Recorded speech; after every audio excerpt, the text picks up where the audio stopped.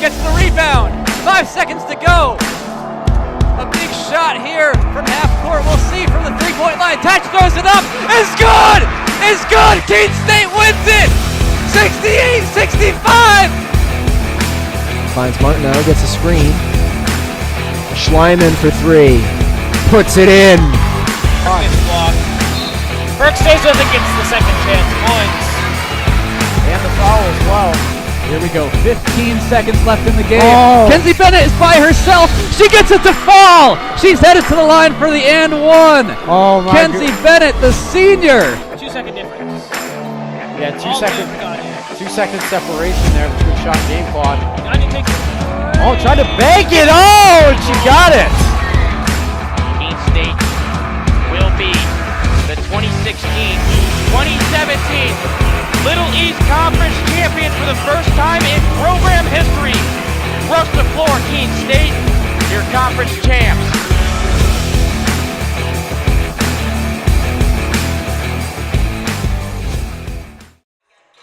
Good afternoon, ladies and gentlemen, and welcome to this installment of women's basketball, where your Keene State Owls will take on the UMass-Boston Beacons. I'm JJ LeBlanc, joined here by Logan Peranzo. Logan, how are we doing today?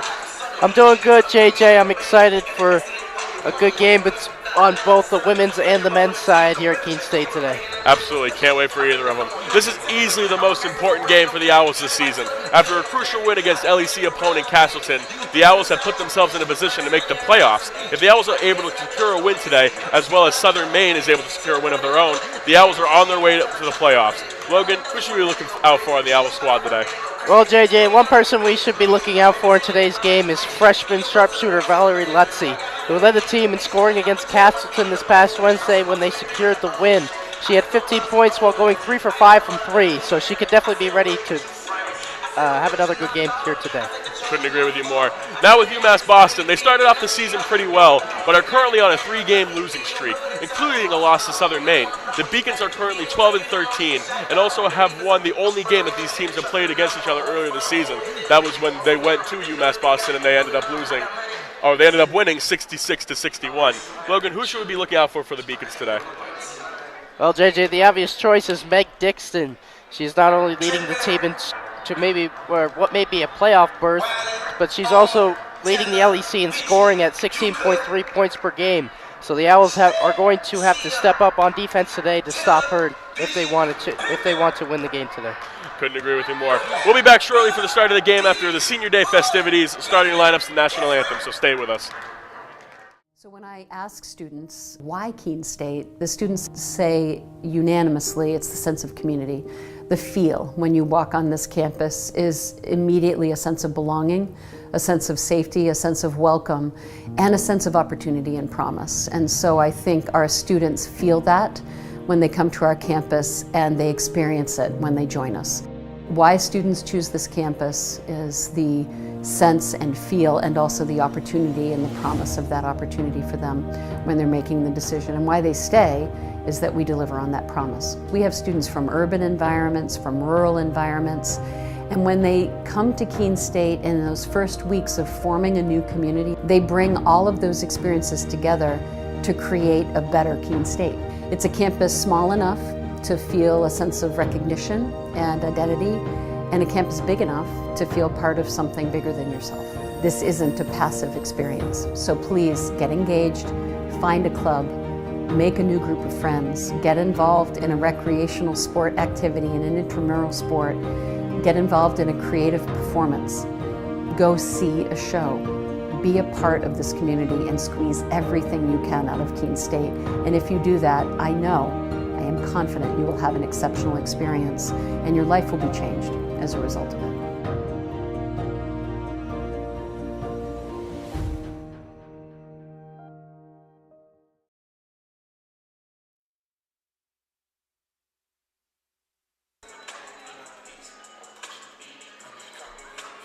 We're back live now. I know you said they have some graphics.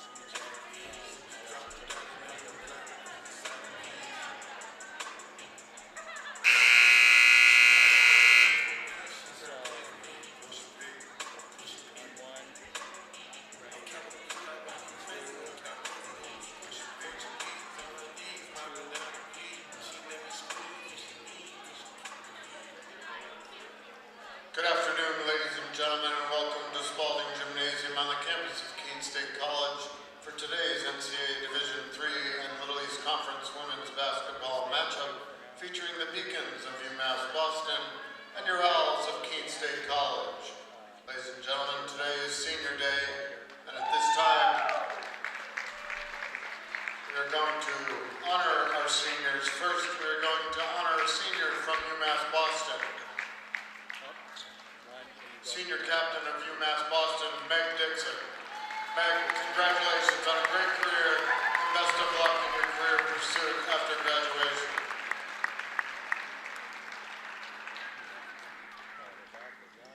And now at this time, I would like to turn the microphone over to Keene State College women's basketball coach, Mr. Keith Boucher.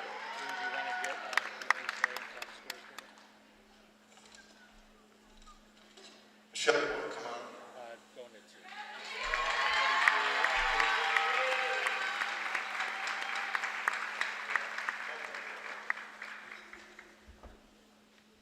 Michelle Labonte will graduate this spring with a degree in psychology. Her goal is to go to grad school and become a clinical psychologist for mental health and addiction for families and youth. This fits her personality because she's a very caring, kind, and compassionate individual. She has also dealt with a lot of adversity in her life, and the last part of her adversity was the first week of practice when she tore her ACL, and she couldn't play all year long.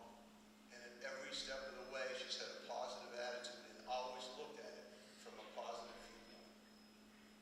The best word I can give you to describe Michelle is consistent. Every day, as a student, as an athlete, but more importantly as a person, she has been one of the most positive individuals I've ever seen, and been a role model, and more importantly, a behavior model for her teammates. I don't think that anybody, all right, would disagree that Michelle is a little on the quiet side until she gets to know you. But once she does, all right, she can do anything she possibly could for you. She is a captain on the scene, and it has been an honor and a privilege to coach Michelle for the past 4 years. Best of luck in the future.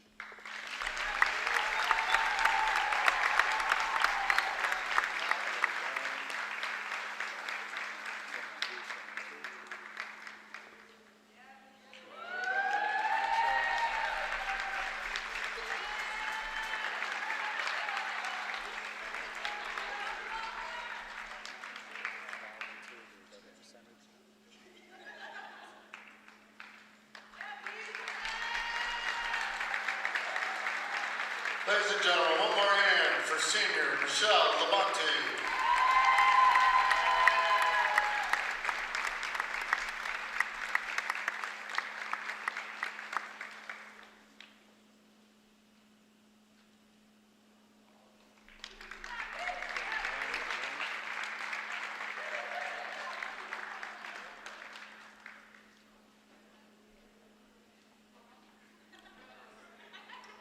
And now, at this time, prior to meeting our starting lineups for this afternoon's game, we'd ask if you'd all please rise, if you're able, and remove your caps for the playing of our national anthem.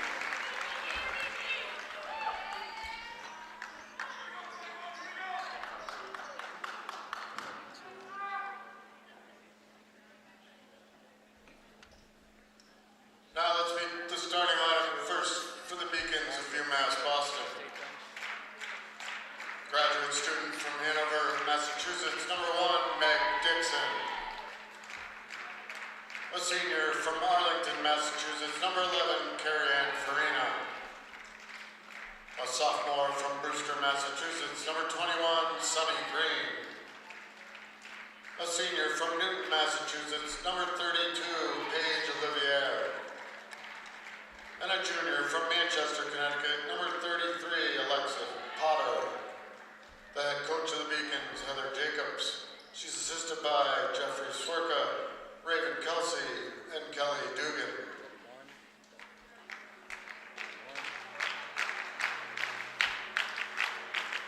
Now the starting lineup for your Owls of Keene State College. A sophomore from Nashua, New Hampshire, number 2, Ariana Murray. A freshman from Troy, New Hampshire, number 10, Grace Furs. A freshman from Colchester, Connecticut, number 13, Valerie Lunsey. A junior from Rutland, Vermont, number 40, Riley Burgess. And a senior from South Windsor, Connecticut, number 21, Michelle Labonte. Head coach of the Owls, Mr. Keith Boucher, assisted by Kevin Justice, Sarah Landers, Jordan Burke, and Tori Kennedy. As we welcome you back to the game, I'll read you the starting lineups for UMass-Boston. Number 1, Meg Dixon. Number 11, Carrie Ann Farina. Number 21, Sunny Green. Number 32, Paige Olivier. And number 33, Alexa Potter. And for your Owls, number 2, Ariana Murray. Number 10, Grace Furse. Number 13, Valerie Lutzy. Number 40, Riley Burgess. And making her season debut, senior, number 21, Michelle Labonte. Great day for basketball, isn't it, Logan? Yes, it is. We were talking about this earlier. Always a good to be here in Spaulding Gymnasium on these Saturdays. Today's a special occasion, of course, senior day for both the women and the men. And looking forward to a couple of good games today. You think the audience is getting sick of us yet, Logan? Keene State wins the tip. And an emotional moment for number 21. And Michelle Labonte misses the first, gets a rebound, and puts it in. Michelle Labonte gets the 2. Michelle Labonte. And a heartwarming moment here for the Keene State Owls. Get that bucket, Michelle, you deserve it. Farina gives it down. Olivier gets the 2. And checking in now is number 14, Kenzie Durnford. Number 14, Kenzie Durnford.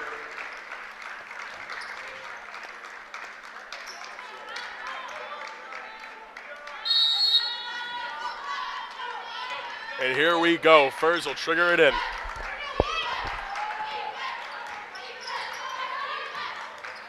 Lutzy with it. Go to the top. Give it over to Furs. Has a little bit of room looking for Durnford. Can't find her. Here's Lutzy. Brings it over. Durnford has it. Durnford will put it up and put it in. Kenzie Durnford gets the 2. Good ball movement to start off for the Owls today. Farina. Here's Green. Up top, Potter.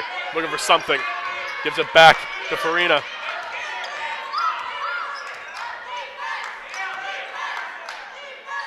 Olivier, back over to Green.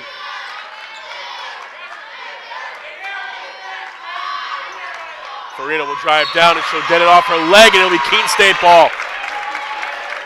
It's a very good defensive possession there from the Keene State team. Late in the shot clock, got the turnover. Good start for Keene State. Murray trying to get started early. She'll dribble early, has a little bit of room. She'll give it out to Lutzy. Screen is set. Lutzy has it. Over to Burgess. Ariana Murray can't hit. Rebound taken by Potter.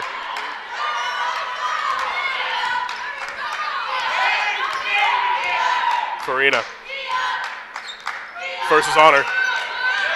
Trying to get a screen set for her by Green. Here's Potter. Down low to Dixon. She'll put it up, and she'll lay it in. Meg Dixon starting it off. Meg Dixon.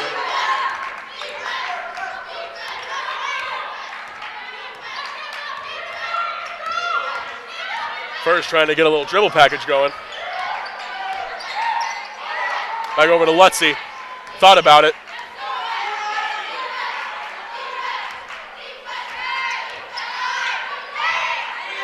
Up top, Burgess, 7 seconds left on the shot clock. Here's Durnford. Kenzie Durnford can't get it. Burgess gets the board, and she puts it back up.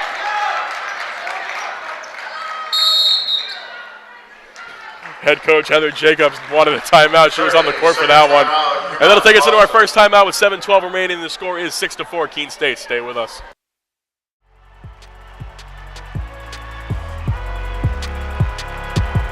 Number 32, Kyle Hornsby. Inside the 30. Touchdown. Michaela Burgess. An incredible finish by Hall. The NCAA and its member schools offer nearly 500,000 college athletes a path to go pro in something other than sports. Learn more at ncaa.org.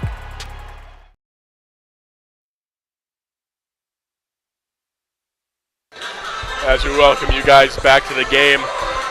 Logan, you can't help but feel that Keene State knows exactly what's at stake here. They know that they need to win. They know that Coach Boucher has been a coach for a really long time, and they want to get him back into the playoffs. So not only are they playing for their fallen senior who hasn't been playing all season because of injury, but you also have Coach Boucher. They don't know how much longer he's going to be coaching this team, so it's in their best interest to get him to the playoffs. And even though they can't control what Southern Maine does when they may or may not win the game, the best thing they can do for the coach is try to win this one. Yeah, and we'll be watching that WestCon Southern Maine game as this one goes on.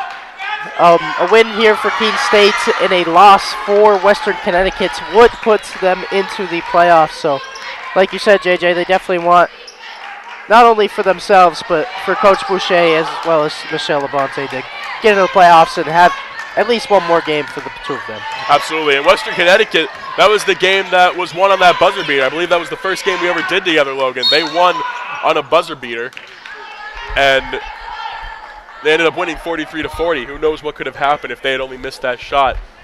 Stuff like this can happen. It's almost like the butterfly effect as Grace first fouls. Farina will send it to the line to shoot two.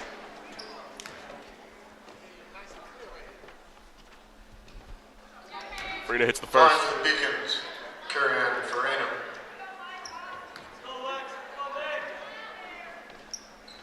Kansas second. Game is tied at 6.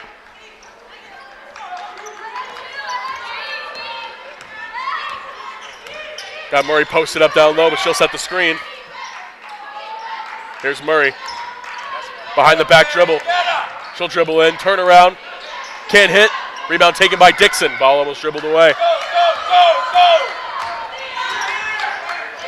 Potter was open down low, but Farina didn't see her, so she'll give it over to Green. Down low, Potter puts it up and in. Alexa Potter. Alexa Potter.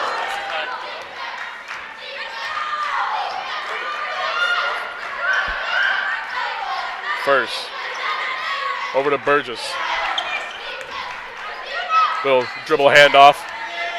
Murray right beside her. Crossed her up. Little sauce from Ariana Murray. It's an excellent move from Ariana Murray. Before you saw her go behind the back. Couldn't convert on the layup, but that time she just left Farina in the dust. Little Iverson action over there for Ariana Murray. Here's Farina. Gives it up top to Olivier. She'll dribble down into traffic, and she'll get the foul and go to the line to shoot two.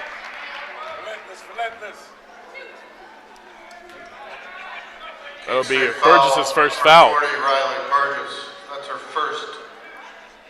Team second.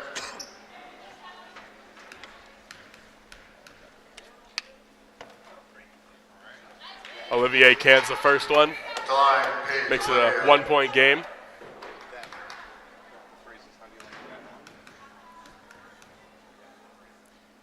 Puts it up. And it's in.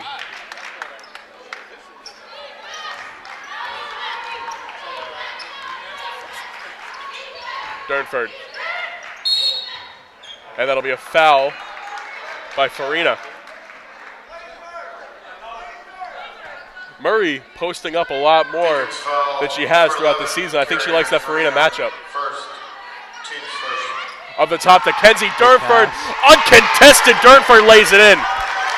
It's a great sideline play. I believe that's the first time we've seen something like that from Boucher's team this year. And what a time to put it on, especially in a game that's this important. Potter over to Dixon. She'll put it up, and she'll put it in. Meg Dixon, and that was a 2. She's got a good jump shot. I saw her warming up. She was hitting a lot of jump shots. She's got a smooth motion. Lutzy will dribble in. Into traffic, can't hit, but Riley Burgess tries to put it up, can't hit it, but will go to the line to shoot 2.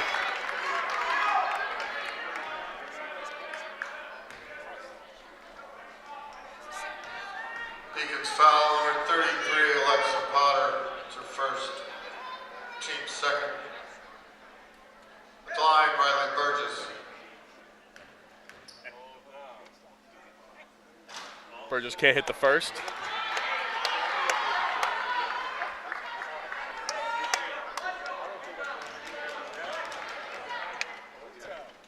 Second is up, and it's good. Riley Burgess able to put it in on one of them, makes it a 1-point game for the Beacons.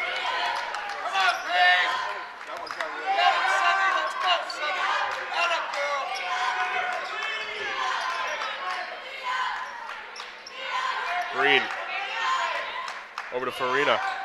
Back over to Green, looking for something. Great defense play by the Owls right now. There's Potter. Farina working on Murray. Tries to trap, and that's a shot clock violation.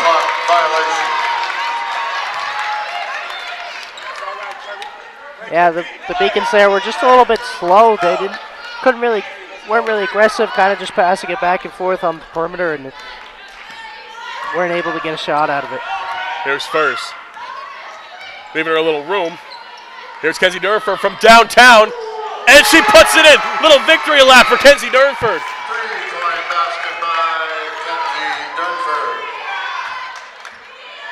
Back up top to Farina. Over to Green. Down low to Potter. She'll dribble into traffic. She'll put it up. Contested. But it'll be UMass-Boston ball as it went off Lutzy. And Jensen will check in, replacing Olivier.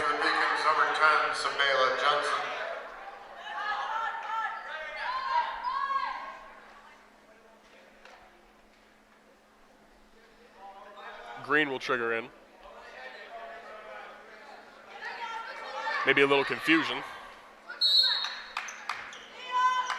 Back up top to Farina. And that is an offensive foul by Potter. Knocked over Riley Burgess.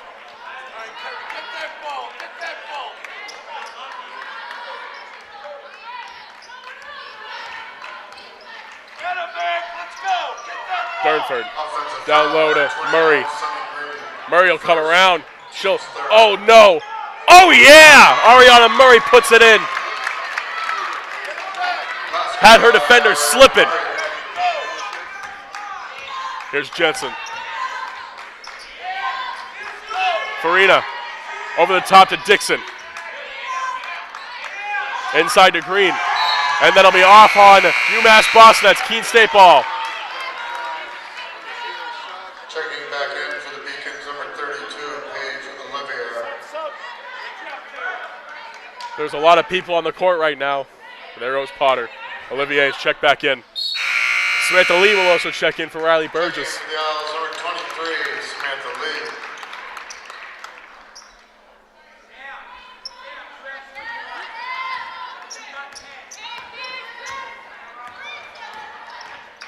Furs.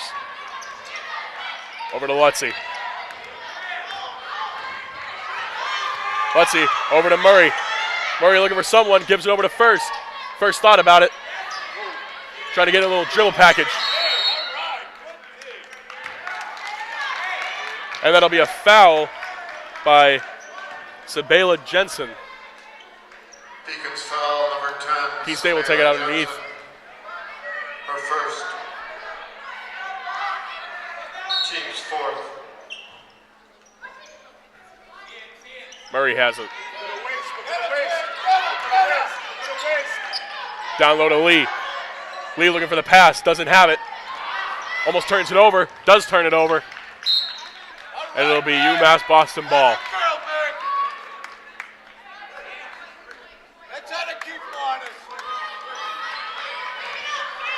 Jensen, trigger it in. To Farina. Down low to Olivier.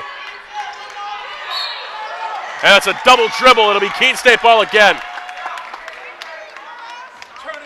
16-12 is the score with 2:28 remaining in the first quarter.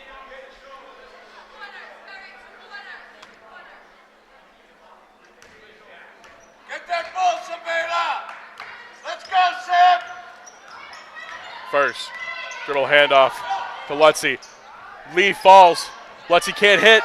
Board will be taken by UMass-Boston, but it'll be Keene State ball as it came off of Sunny Green.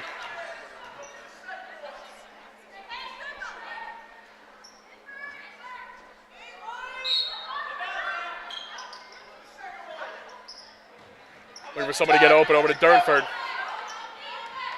She'll dribble in herself. She'll put it up, and she'll put it in. Tells Meg Dixon to hit the gym. Keep chopping wood, and it'd be UMass-Boston ball.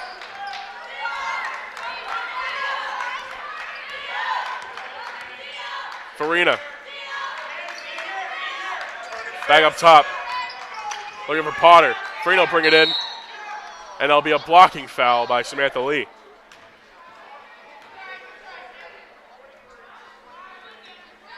Keene State foul, number 23, Samantha Lee. That's her first. Team's third.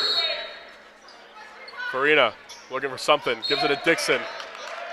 And that'll still be UMass-Boston ball. Good job by First getting in front of Dixon, who the play was probably drawn for. Back up top to Jensen. Oh, over to Green. Little stutter step. She'll miss. She can't get it, and it'll be UMass-Boston ball. Tatiana Fevry will now check in for the Beacons. 1:42 remaining, shot clock at 12. There's Farina. Up top to Dixon. And that's a double dribble by Meg Dixon. Got caught on Murray Island. It's going to be a foul on Ariana Murray. Oh, my bad. Keene State foul number 2, Ariana We saw the Murray, ref in front of us go like this. Why would she do that? I'm not Confusing sure. me. Farina. Dixon, turnaround Jay. Can't hit.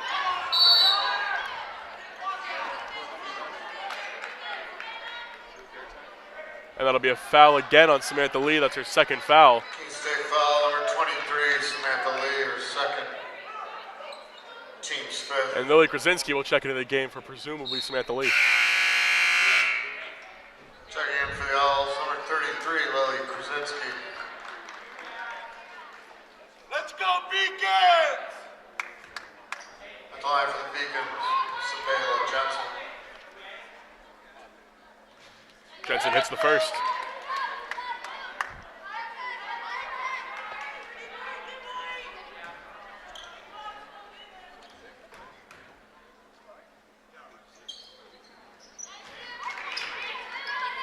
Jensen hits the second one. 4-point game. The Keene State Owls are up 18-14. There's First. Over to Murray. Oh, nice dribble move. Down low to Krasinski. My goodness. Back over to Lutzy. The ball movement. And Durnford gets the board. Up top to Murray. Got to hit this now. Bang! Ariana Murray from downtown. It's a 7-point game. And Ariana Murray has had her way so far. Not only scoring, obviously she got 5, but, or excuse me, 7, but she's been in the paint multiple times. She's able to beat her defender, and pass to the open girl. She's been loving that down low matchup. She's been loving posting up on Farina today. Here's first. Up top, Krasinski.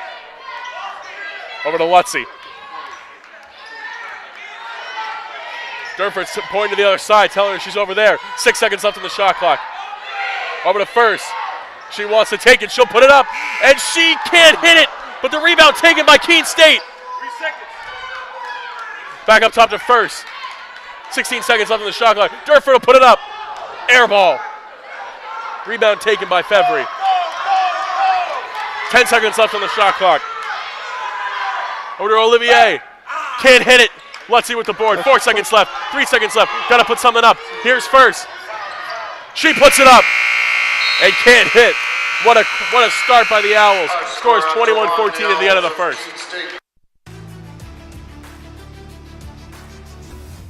Pretty quiet during the summer when most students are home, but that doesn't mean it's completely empty. Students are working and learning here year-round. There's tour guides and student workers like me, and students are interning all over the Monadnock region. Many of our majors require hands-on learning, and our students are working as reporters, videographers, environmental advocates, and scientific researchers to gain experience. Here's a look at what's happening right here in our city this summer.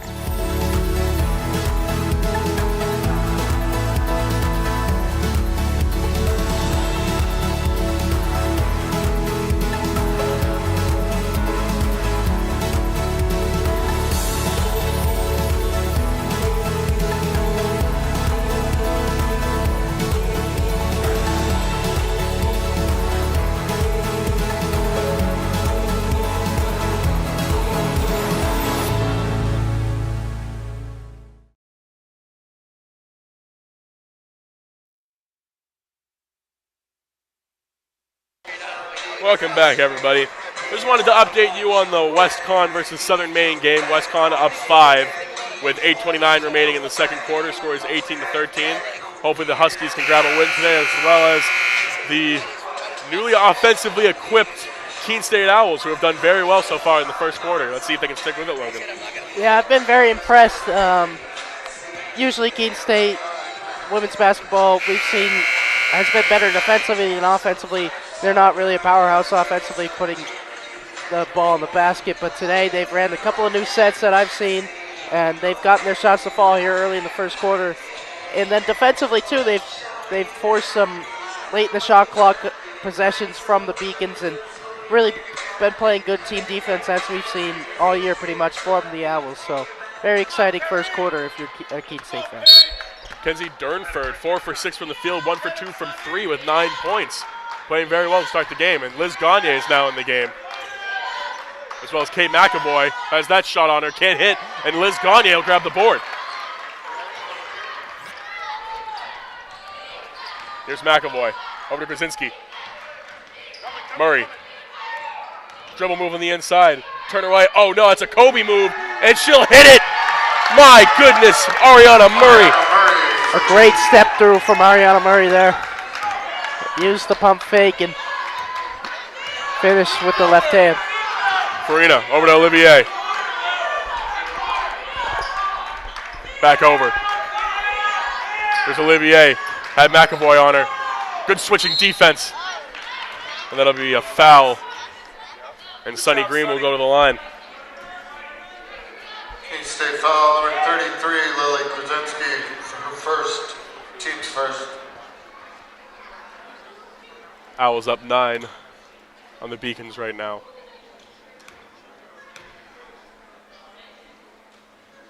As Potter misses the first. As my mistake is Green misses the first.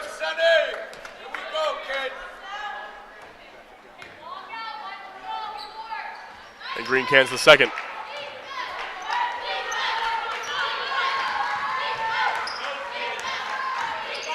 McAvoy over to Krasinski. And Krasinski, little travel, looks a little dumbfounded. That was her genuine reaction, Logan. Farina, looking to make something work with what they have. Meg Dixon, and he'll get it in, stick the 2 to the line for the N1.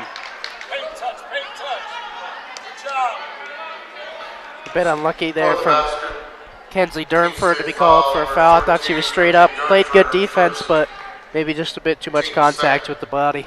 Meg Dixon's so good at changing her speed mid-dribble to where she can hit you hard and make it look like you drew the foul on her. And cans the free throw. Finish the and one, 23-18, Keene State Owls. McAvoy.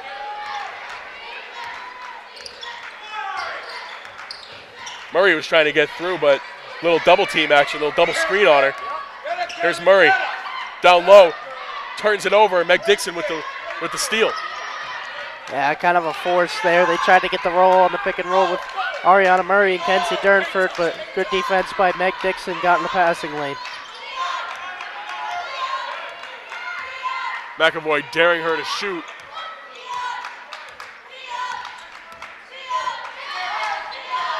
Nine seconds left on the shot clock for Rena. And McAvoy will pick up her first foul. Keene State foul number 5, Kate McAvoy. Unfortunate there. 8 seconds on the shot clock when she fouled him, and it's going to reset to 20 after the foul, so a bit unlucky there from Kate McAvoy.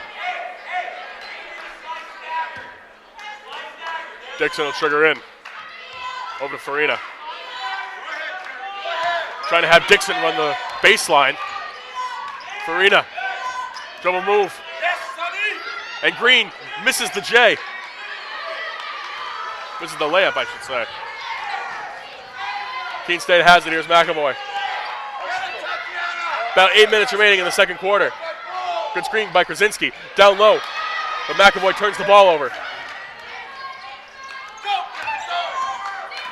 Farina will dribble in. She'll put it up. And it'll be an offensive foul drawn by Liz Gagne. Great move by 22. She just beat her to the spot there, and not really surprised. That's the type of play you see Elizabeth Gagne make all the time. She really hustles out there and on display there in transition defense. Like we talk about a lot, Gagne is one of those players that what she does might not show up in the stat sheet, but she contributes to winning basketball and winning plays. Checking in for the Owls, number 10, Grace Furs. Number 40, Burgess. Furs and Burgess are back into the game. Gagne. Thought about a shot. Gives it down low to Durnford. First, a little bit of room. Down low to Gagne. She wants it. She'll put it up, and she'll go to the line for two. What a difference it makes when you're aggressive.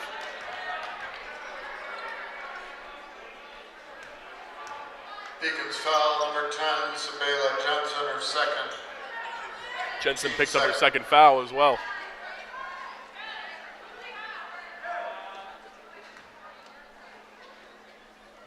At the line, Elizabeth Gagne. Gagne shoots, and she scores the first free throw.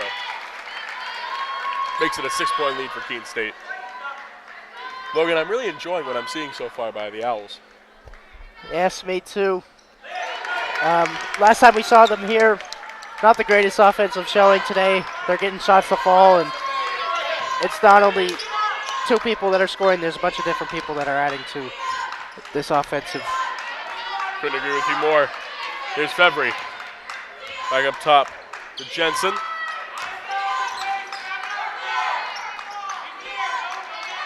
Fevry on the wing. She'll dribble in. Nice pass out. Can't hit. Fevry with the board. She'll put it back up, and she'll get the two. Tatiana Fevry. 5-point lead for the Owls. Down low to Murray. She has it. Oh, nice move. She'll give it in to Durnford. My goodness. Very good ball fake there from Ariana Murray. Had Meg Dixon fooled and then found Durnford for two. Here's Fevry. Dixon. Burgess on Dixon. And Green will get the three. Makes it a 4-point game.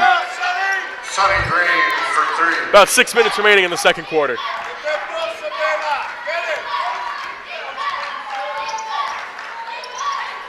Almost turned over, but here's Durnford. Over to Murray. Tries to get the screen set, has it set. Here's Murray, double teamed. Durnford has it, down low, Burgess almost picked off.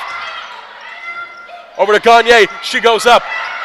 Almost has it taken away. It is taken away, and that's a jump ball. And that'll be Keene State ball. Jump ball, possession, Keene State.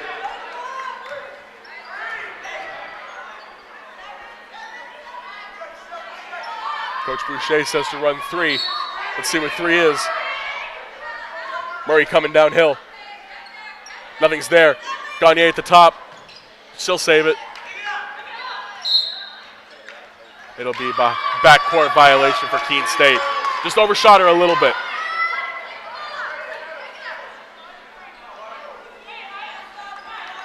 Let's go, Meg. Come on, Tatiana. Valerie Lutzy will check in for Liz Gagne. Checking back in for the Owls, number 13, Valerie Lutzy. Jensen will control the offense this possession. Looking to run something. She'll bring it down herself. Olivier can't hit, and Burgess with the board.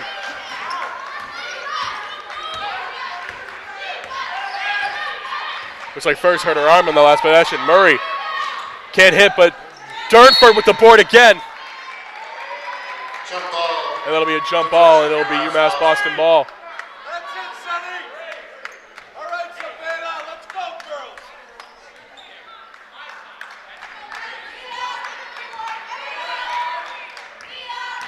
Jensen down low, almost taken away, and it is taken away by Burgess. What good hands by number 40.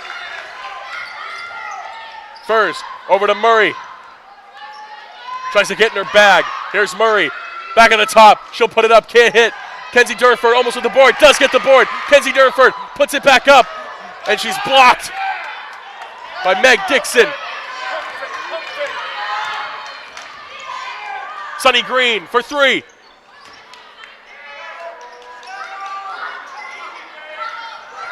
Burgess had the board, and Furs is racing down court. She'll put it up, and she'll go to the line to shoot 2.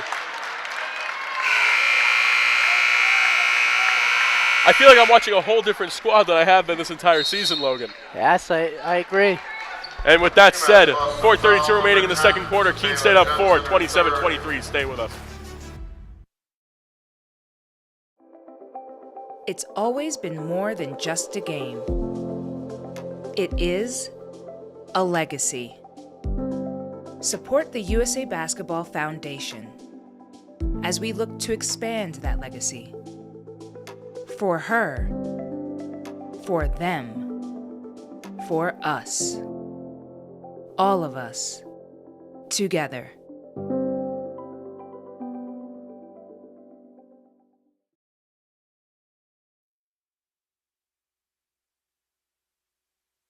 Welcome back, everybody. I just wanted to talk to you a little bit about Bulldog, the region's #1 source for custom apparel, banners, stickers, and more. Get it done right, get it done locally, getbulldog.com. Owned and operated by KSC alums.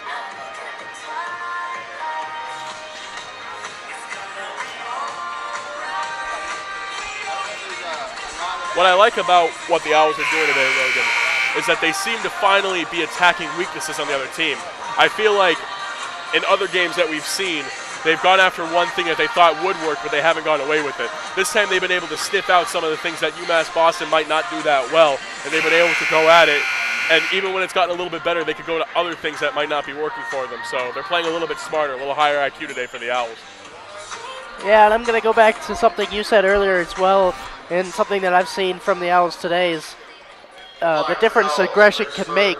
Some of these Owls players in the past haven't been the most aggressive, haven't tried to create plays out of nothing, and today we've seen a lot of that from a lot of different players on this Keene State Owls team, and it's great to watch.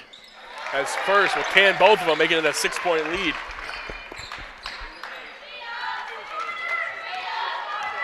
Farina. Let's go, Beacon! Let's go, girls! Jackie Alibrandi is now in the game as well.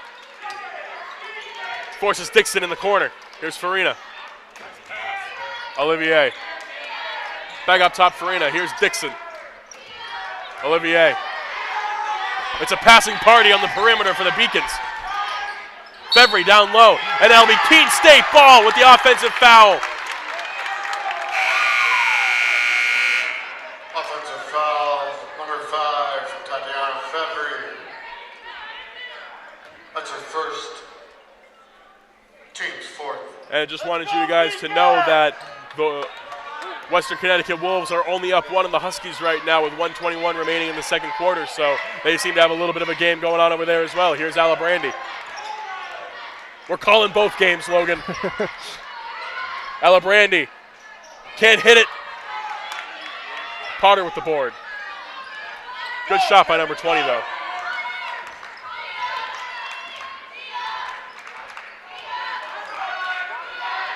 Farina tries to put a little sauce on it. Here's Potter. Down low to Dixon. Can't hit. Rebound will be taken by the Beacons. Back out. Can't connect. Alabrandi will grab the board.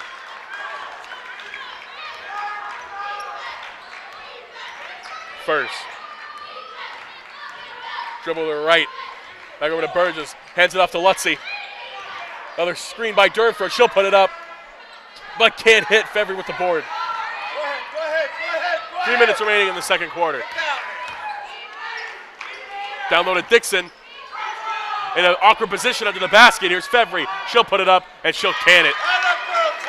Tatiana Fevry from the mid-range.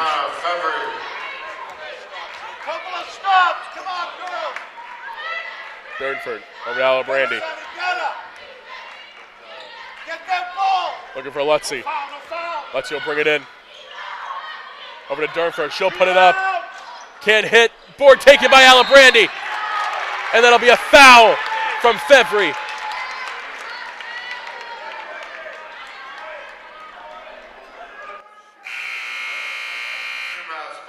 Keene State's in the bonus, so Alabrandi will go to the line to shoot the 1-and-1. Second, team's fifth. Line for the Owls, Jackie Alabrandi.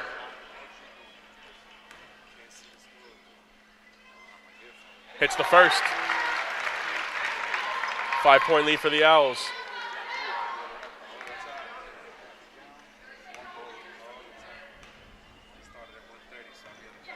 Kansas second.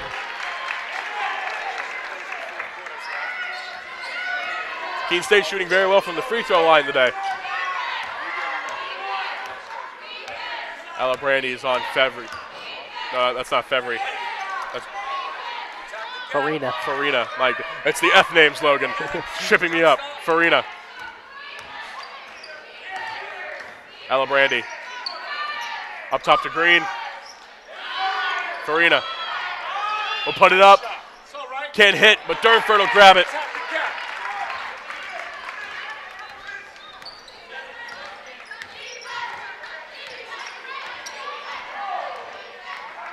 First, over to Alabrandi. Alabrandi for three, rainbow shot. Durnford with the board again. Over to Alabrandi, she'll put it up, and she'll get it. The two from Jackie Alabrandi.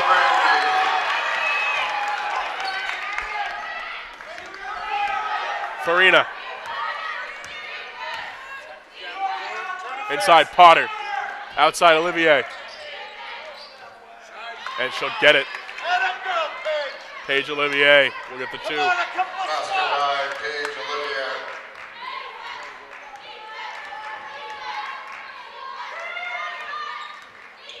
Alabrandi will tee up again. Why not let it fly, but can't hit. Furs almost got it, but Olivier will grab it.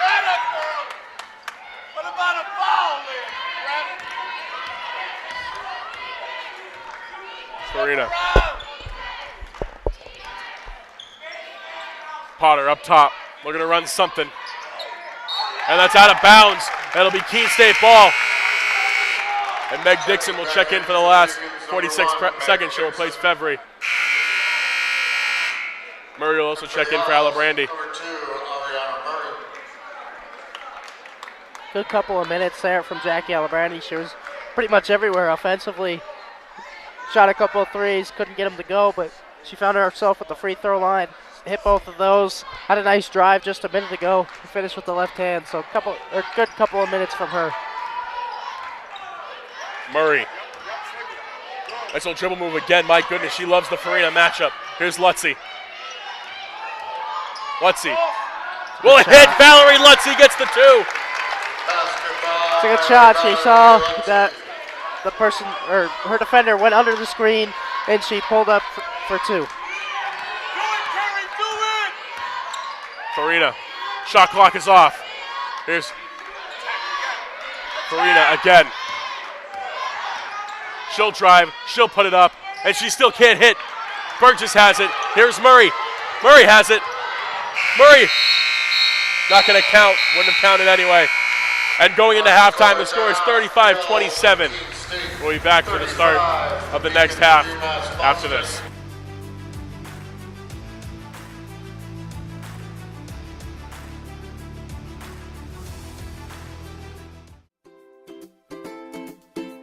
Favorite place to eat in Keene? I think my favorite place to eat in Keene is a place called Fritz.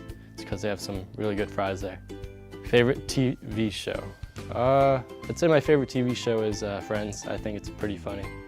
One thing my coach always says at practice is 2-second rule. Whenever you lose the ball, always keep trying to get it back. Dogs or cat? Without a doubt, dogs. Does pineapple belong on pizza? Pineapple does not belong on pizza, I'm sorry. Who on the team spends most time on TikTok? Honestly, I'd probably say me. I spend most of my time on TikTok. I just find it very entertaining. Favorite sport to play other than mine? I think my favorite sport would probably be basketball. I go to the rec center a lot to play basketball. I also like playing volleyball too. What is the best meal you've ever had at DC? I think the best meal I've ever had is honestly pasta. I eat pasta almost every day because it's kind of what they have there. What is your dream job? My dream job is to have my own business as an athletic trainer or personal trainer. I also want to become a firefighter. Favorite thing about my sport? I think my favorite thing about my sport is being able to really bond with some of my teammates. I feel like it's a nice little family and nice little community that we have.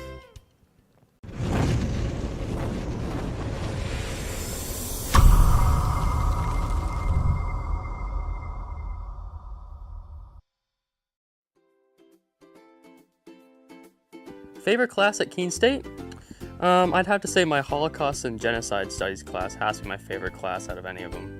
What do you enjoy most about your sport? I have to say the creativity of golf. It is just so much you can do on any different shot. And it's just so amazing, the endless possibilities that you can do when you're out on the golf course.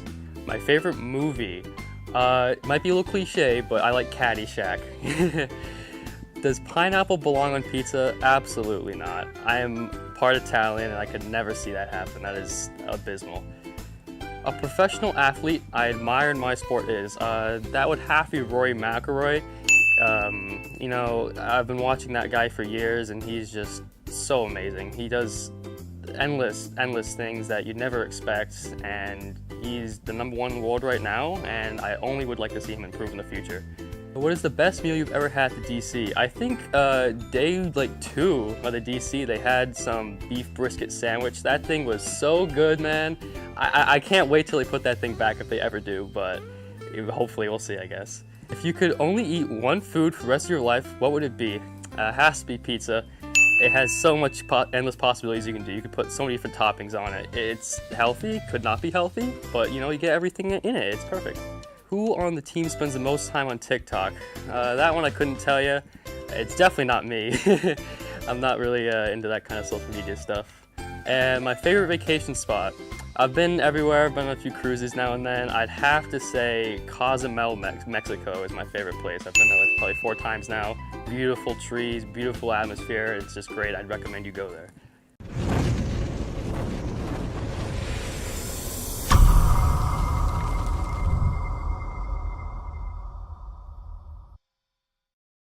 Come on, big dog, help me out.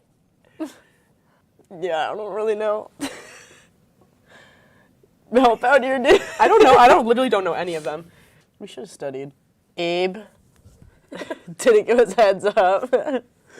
Hi, I'm Jackie Alibrandi. My name's Riley Burgess, and we're here to play What Do You Know?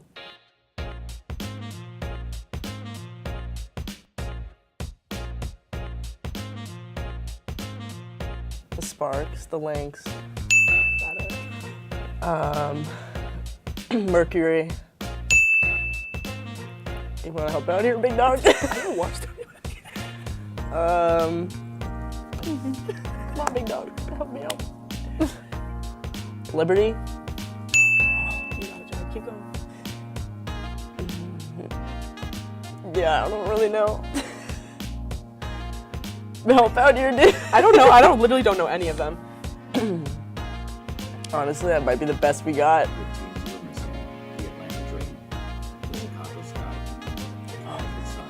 Oh. Indiana Fever, the Washington Mystics, the Dallas Wings, the defending champion Las Vegas Aces. That's what it was. And the Seattle Storm. We suck. Yeah, dang.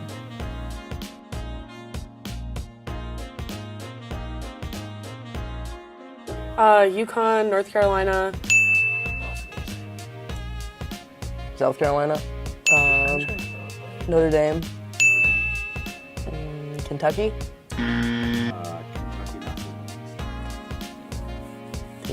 Duke.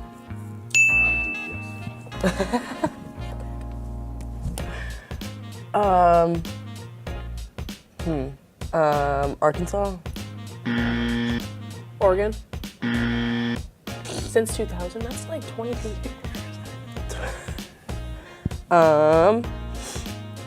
Oh, Boston College. Boston University. Oh, Boston. Arizona. Oh. Georgia. Michigan.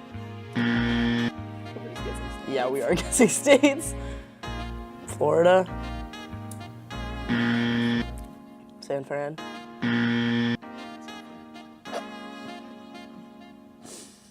I'm not good at this game. Gonzaga. Indiana. No. I forget who Caitlin Clark's on. Miami. It's in Florida. Washington. Nevada,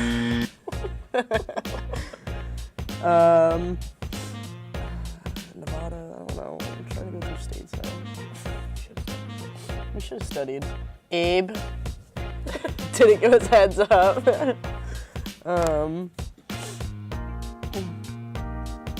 don't get any hints? You said Michigan. Michigan State. Ha! Yes.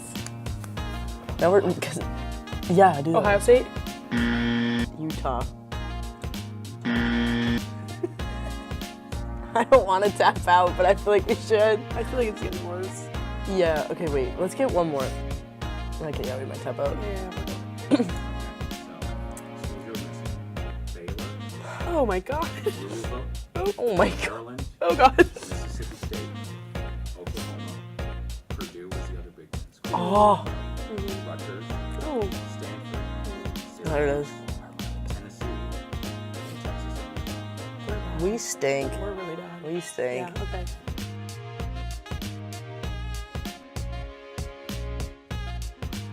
Okay, so our seniors were Jordan, Lily, Tamara. Juniors were Jenny and Bree. Sophomores, yeah. Or Ariana. Yeah, Ani. Michelle, Leah, Sam.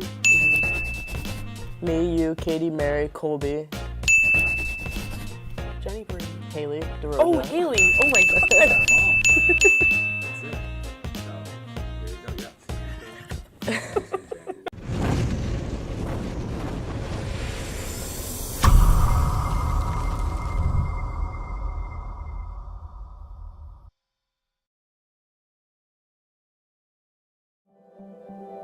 Proportion to me is the lived experience of our Division III student athletes. They balance life from an academic perspective and the rigors of competing at a high level, bonding with teammates and building lifelong friendships. But they also are involved in their communities. They work jobs and internships and volunteer. They've learned to be resilient. Diverse experiences are setting them up for the future.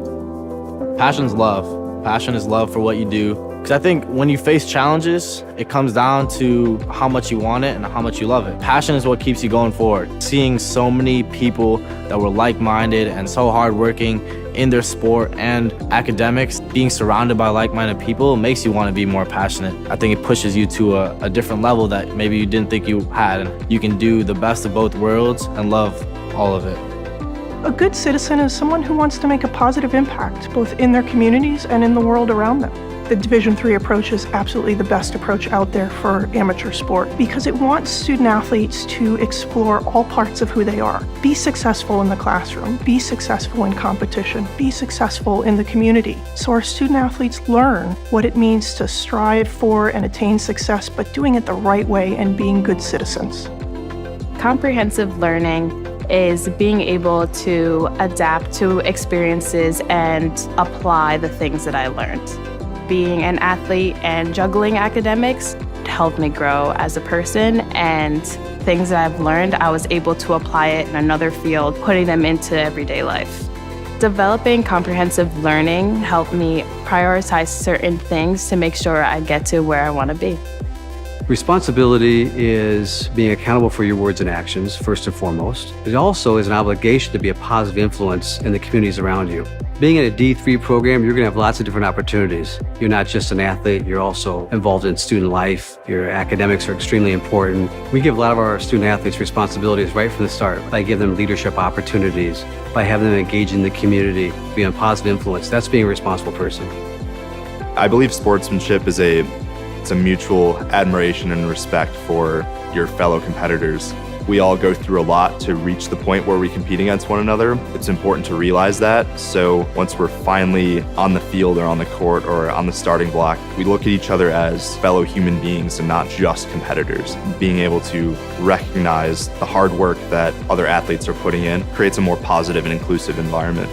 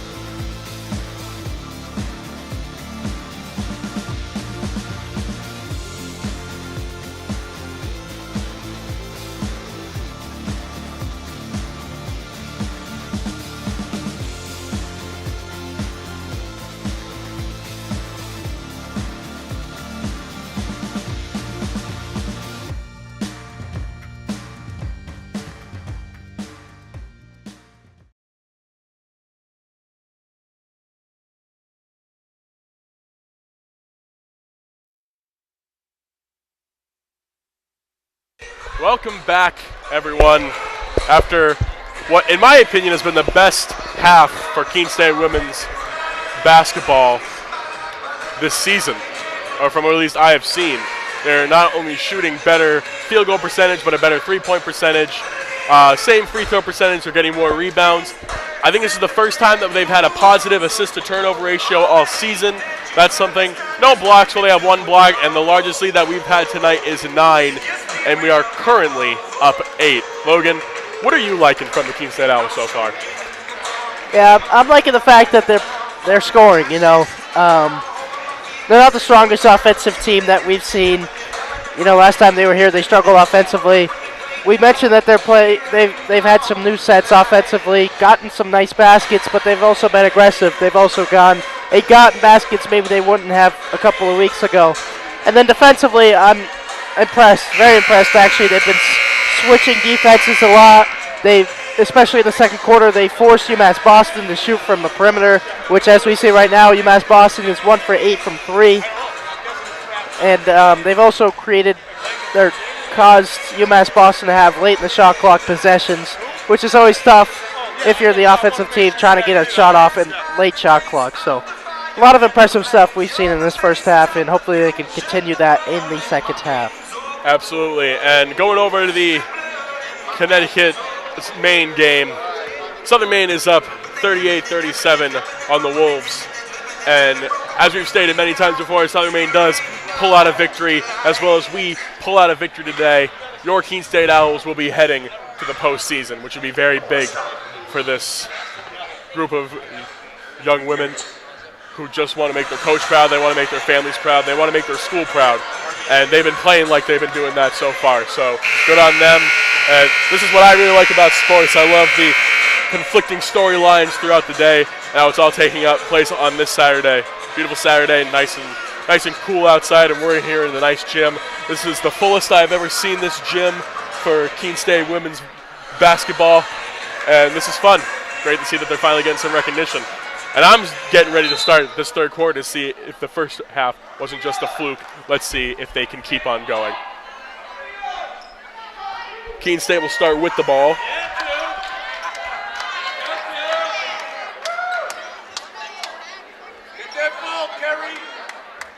On the floor for Keene State is Ariana Murray, Valerie Letzi, Kenzie Durnford, Grace First, and Riley Burgess.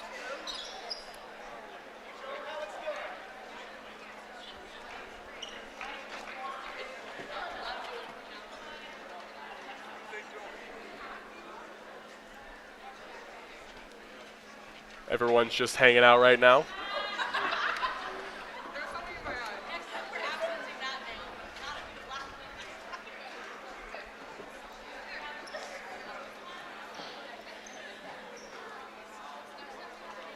And it looks like we won't start the game right away. WestCon has gone up on Southern Maine. Oh, and the game is starting.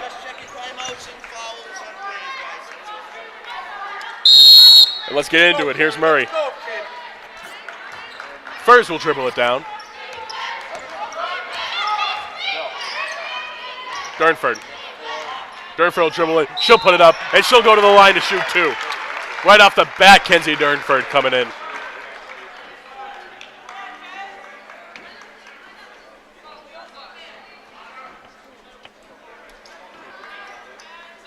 Beacon's foul, number 33, Alexa Potter, her second, team's first. Durnford hits the first. Fouling for the Owls, Kenzie Durnford. Kenzie Durnford, the leading scorer in this game so far with 12. Logan. Every time you mention something about the scoring, they miss the free throw. Enough. It's just the second missed free throw for the Owls today. Yeah, I wonder why she missed it. Turnover. Another turnover, and the Owls will have possession. Here's Murray. Down low to Burgess. What a pass to Riley Burgess, and she turns it over. Couldn't get her footing. She was at a weird point under the basket. Here's Farina.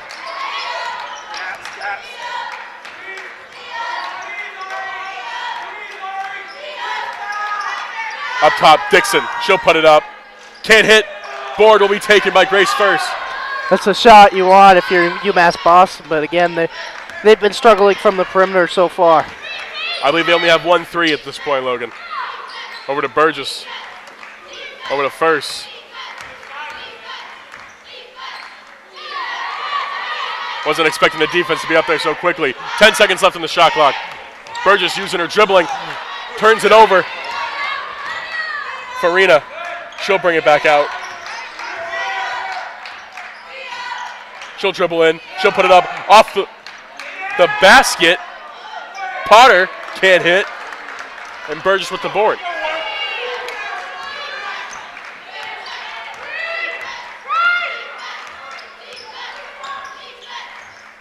There's Burgess' sixth board. Here's Murray. My goodness, Ariana Murray! Woo! She'll go to the line and try to finish the N1 play. UMass-Boston foul. Number 11, Carrie-Ann Farina to third. A good off-ball movement there from Ariana Murray. She had tight defense up on her, made a move off the ball, and Grace Spurs was able to find her. Great finish through contact. Jensen will check in for the Beacons.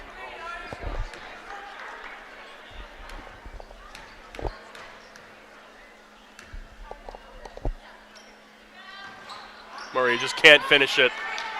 She does have 11 points though. And the Owls are up 11 on the Beacons. Here's Jensen, nice pass down low to Dixon. Burgess is too strong. Olivier can't connect. And Burgess with the defensive board gives it over to First. Over to Lutzy. Room service. Valerie Lutzy! Nice catch and shoot for two there.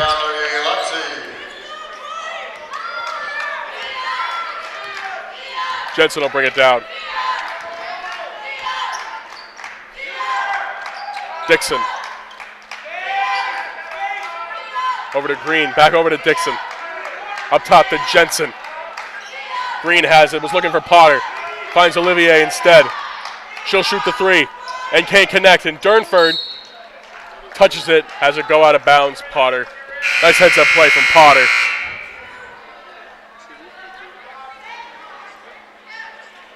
Pearson will check into the game now.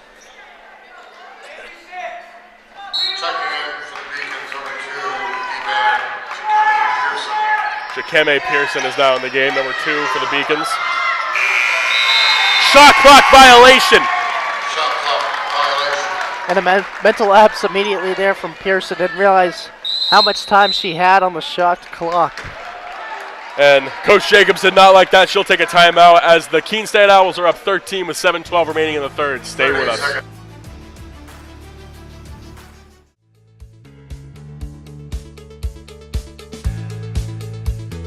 Being a part of the different activities and organizations that I've been a part of, I'm actually able to see myself where I'm like, hey, I actually can make a change. I'm one person that can make a difference. Division III has helped me to develop teamwork skills, critical thinking skills, time management skills. It's not just about basketball or it's not just about school. It's about developing yourself as a person altogether.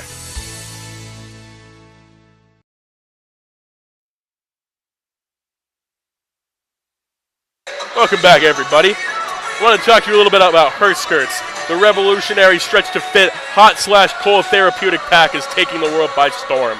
No pack stays colder longer or looks better doing it. Pre-game, in-game, post-game, Hurt Skirt has got you covered. Drop the ice, skirt the hurt. Available at hurtskirt.com. Logan, is this game McDonald's? Because me personally, I'm loving it. This is great. We are up 13, 7:12 remaining in the third quarter. They've just been doing everything well. They've been getting to the line. They've been aggressive. They've been hitting their shots. Even though they haven't had that many threes go down, they've at least been shooting. They're not afraid to keep shooting. And it just keeps putting them up. Their defense has been outstanding against this UMass-Boston team. And I'm curious to what exactly they're all playing for. Is it because they want to get to the playoffs? Is it for Coach Boucher? Is it just for themselves because this season probably didn't go the way they wanted it to? There's just a lot of stuff working in their favor right now. And it's great to see as a Keene State basketball fan. Nice pass by Burgess over to Durnford. Over to Lutzy. She has it. Durnford again. She'll put it up. Can't hit. Burgess almost with the board, but it'll be taken by Jakemi Pearson. And we saw, for the first time today, a press there from UMass-Boston. Broken pretty easily, honestly, with the passes from Keene State, but could not convert in the half court.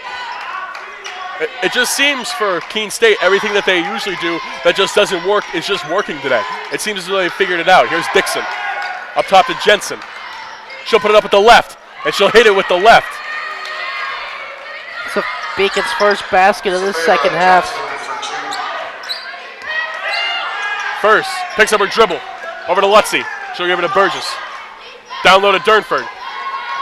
Almost gave up baseline. Ariana Murray has been loving her dribble package today. Over to Durnford, nice pass. She'll put it up, and she'll put it in. Kenzie Durnford. That's her 14th point of the night. Of the afternoon, I should say. Jensen. Over to Potter. Dixon has it. Inside to Potter, she'll dribble in. And that'll be an offensive foul on Potter.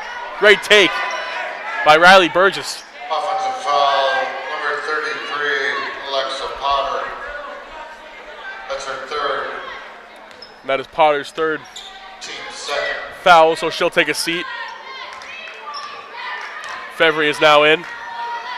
Ariana Murray just going to go right into the middle, and she'll put it up. Can't hit it, but she'll go to the line for two. Man, they are letting her waltz in the middle, aren't they? Went down Main Street, she did. Yeah, that was a poor press from UMass-Boston there. They gave her the sideline. Usually you give her the sideline and you double team on the sideline, but they just gave it to her, and she was able to beat her defender, get right to the hoop pretty easily, and now she finds herself at the free throw line. Good basketball IQ by her, seeing what the defense is giving her. She'll put up the first one. And gets the friendly roll, the first one. Southern Maine up 8 on WestCon right now with 3:50 remaining in the third quarter, for anyone who is wondering. And Murray cans the second. Franny Ramsdell is putting on a clinic right now for the Southern Maine Huskies. And Murray with the steal, and she's bringing it down. Jensen's on her. Stops, puts it up, can't hit. Picked her pocket, but could not get it to fall in transition. Green over to Jensen. If she'd have just gone up with it instead of stopping, she could have even gotten the and one. Dixon. And she's fouled, and she'll go to the line for two.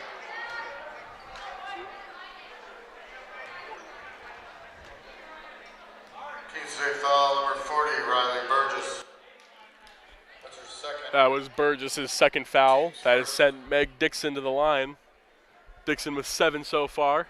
Leads all the scorers that are out there right now.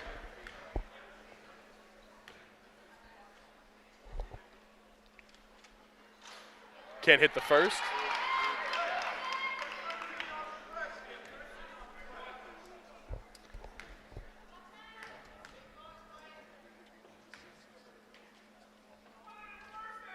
Dixon hits the second.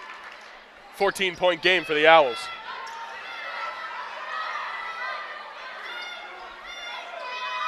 Running a full court press. Here's First, trying to grab it from her.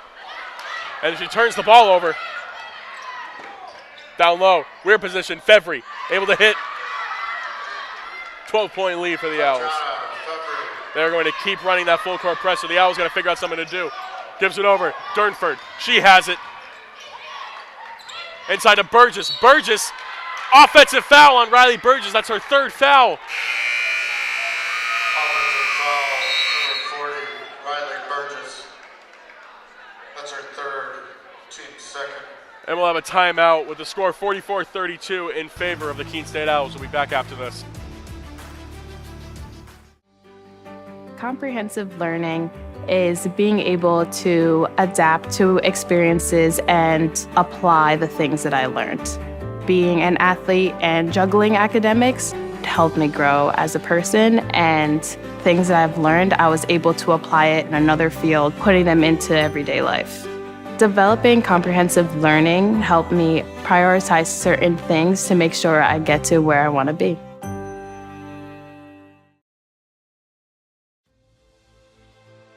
Passion's love. Passion is love for what you do. Because I think when you face challenges, it comes down to how much you want it and how much you love it. Passion is what keeps you going forward. Seeing so many people that were like-minded and so hardworking in their sport and academics, being surrounded by like-minded people makes you want to be more passionate. I think it pushes you to a different level that maybe you didn't think you had, and you can do the best of both worlds and love all of it.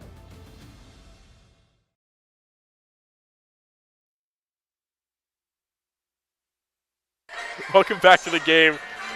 The score is currently 44-32 in favor of the Owls, and Southern Maine up 9 with 3 minutes to go in the third quarter. Logan, I'm sensing some magic here. Some magic is going on as I knock on our wooden table. Yeah, things definitely feel different here from a Keene State women's basketball perspective. We've talked about it all day, and it's been a joy to watch so far. So, if the results hold, it's gonna be Keene State in the playoffs after this great performance. So, we'll see what happens in the next quarter and a half. Jensen over to Green, and Kenzie Durnford with a steal. Over to Furs. Here's Lutzy. Down low to Lee. And Green trying to get the steal, but she bats it out of bounds. Kate McAvoy now checks in for Grace Furs.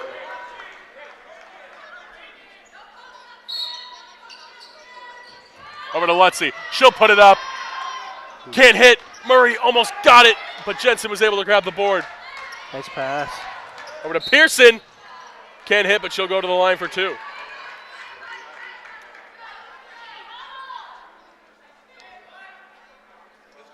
Keene State foul, number 14, Kenzie Durnford. That's her second. Team's third. Jakemi Pearson is at the line. First one's up. Cans the first one. Makes it an 11-point game.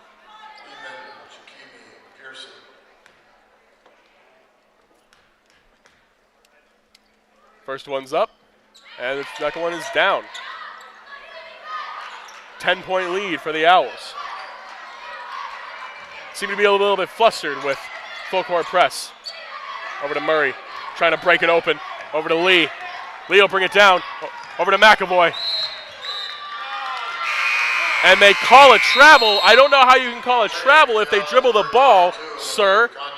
But it's okay, because we're still up 10.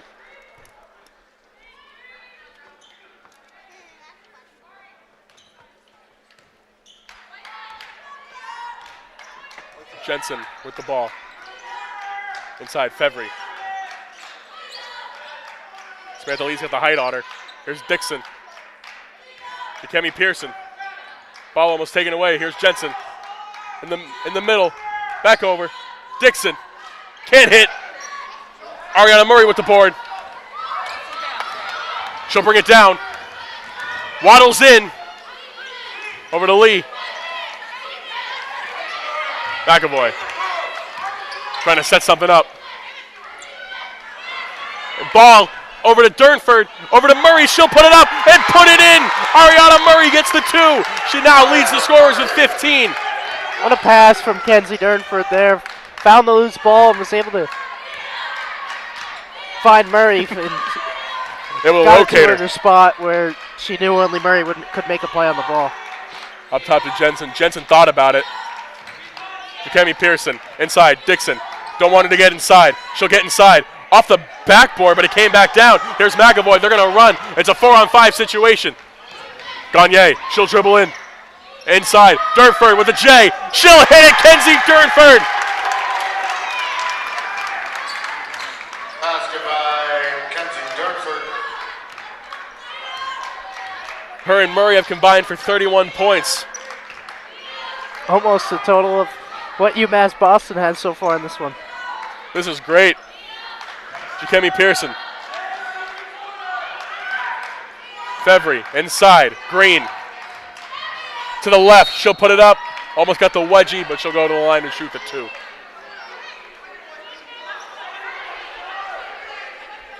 State foul, number 14, Kenzie Durnford. That'll be her third. Durnford was the one who fouled. That's our third foul. Lily Krasinski will check in. Southern Maine is also up 7 on the Wolves.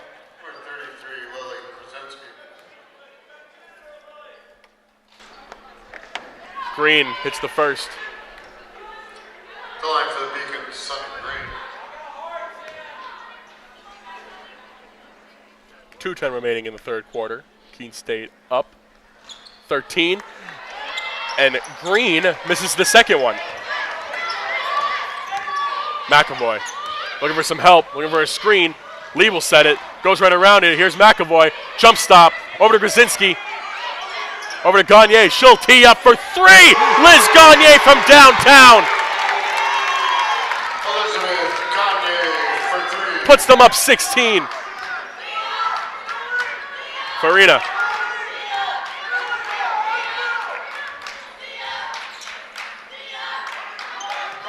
Almost looked like a travel. Inside.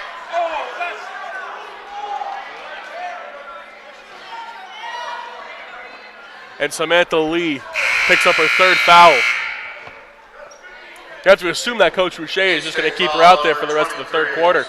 But now the Beacons are in the bonus.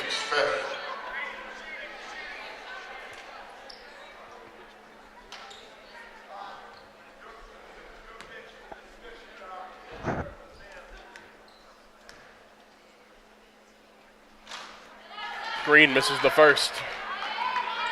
At the line, Sonny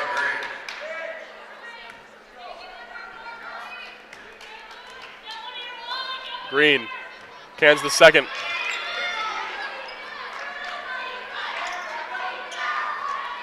Murray looking for someone, gives it to Gagne. Gagne will bring it down herself. Murray over to Lee, back to Gagne, nice pass. Gagne has it, gives it over. McAvoy looking for the screen from Krasinski. She has it, she'll dribble into the middle. She'll find Murray. Murray inside to Lee, she has it. But she was out of bounds, and it'll be UMass-Boston ball. Back in for the Beacons, number 1, Meg Dixon.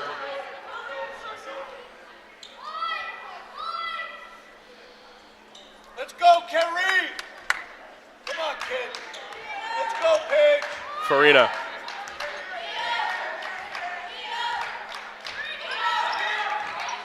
Krasinski almost got the steal. Give it over to Green. Over the court to Olivier. Up top to Connie Pearson. She'll put it up and she'll can it.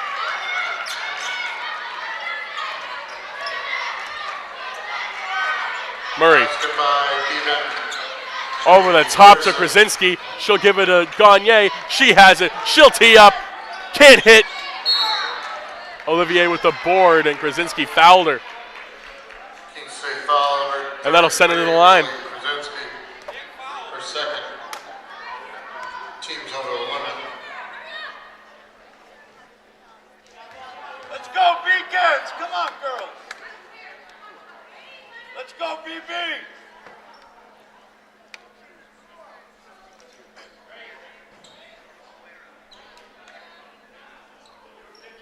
Cheerio, BB! And Furs will check in for McAvoy. Beeman, Jakimi, Pearson.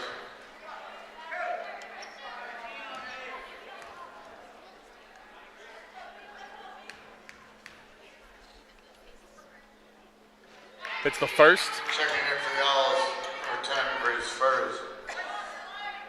Let's go, B! Hits the second. 11-point lead for the Owls. The full court press has been working, at least as much as it can be working. Here's Murray. Over to Lee. Over to Gagne. Thought about a shot. Able to set up the offense. Here's Lee. 19 seconds remaining on the shot clock. 23 remaining in the third quarter. Here's Gagne. A little bit of time. She'll put it up. Can't hit, but Lee with the board. She'll put it up off glass. Banks it home. Samantha Lee. 13-point lead, 9 seconds remaining. Farina, 5 seconds left. She'll tee up for 3. Can't hit. Green trying to get the board. And they'll inbound with 0.1 seconds remaining. You got to tip it. If you want anything, you got to tip it. It is physically impossible to shoot the ball with 0.1 seconds remaining.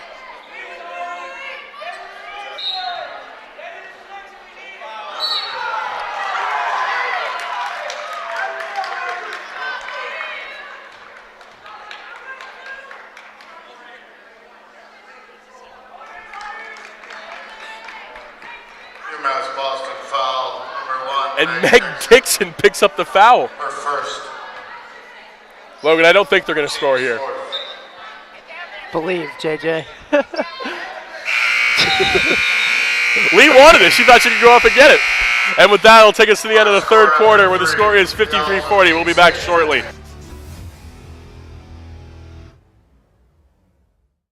College sports fans, get ready for game day with officially licensed merchandise from the NCAA official online shop, ncaa.com/shop.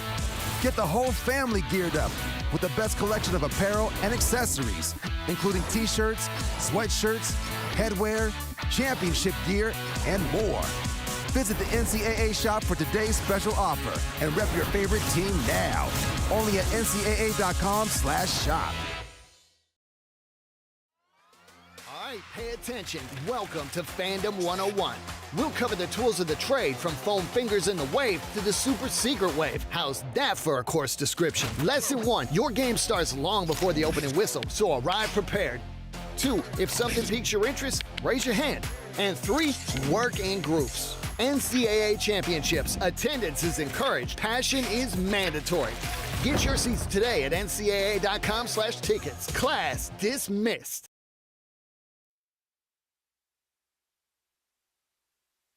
Welcome back to the start of the fourth quarter. Ladies and gentlemen, let me take your attention to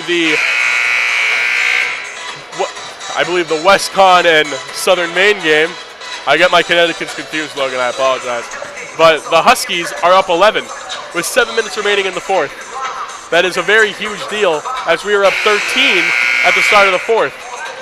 I'm knocking on wood, but if all things considered, if everything stays the course and everything happens the way it's supposed to, your Owls might make the playoffs. I can't believe it, Logan. I'm pleasantly in shock right now, but anything can happen. I'm not getting my hopes up. Let's see if they can finish the job. And we are underway. Up top, Green.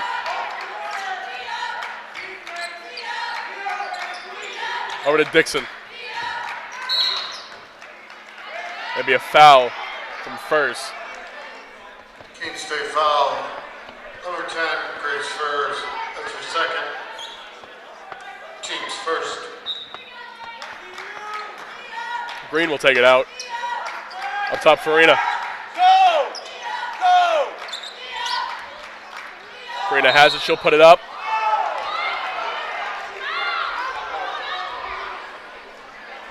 I don't think they like that call. I don't think Furs like that on her face. Keene State foul, number 10, Grace Furs. Yeah, no, I thought that was good defense. Maybe she came down a little bit as Farina went to go shoot, but unfortunate there for Grace Might have Furs. some bleeding, so she'll have to come out of the game. McAvoy checks in. Checking in, number 5, Kate McAvoy.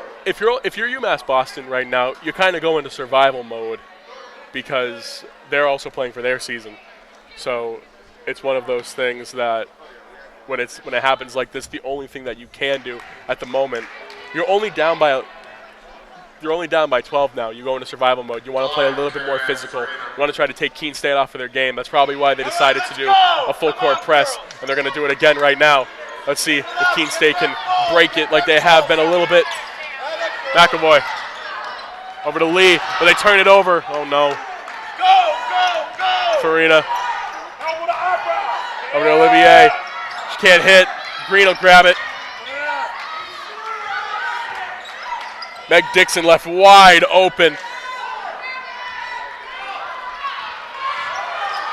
And for Keene State, got a bit lucky there. UMass-Boston had a couple of good looks from 3, just couldn't get them to go. And speaking of good looks from 3, Elizabeth Gagne hits the three. That's her 8th point of the game.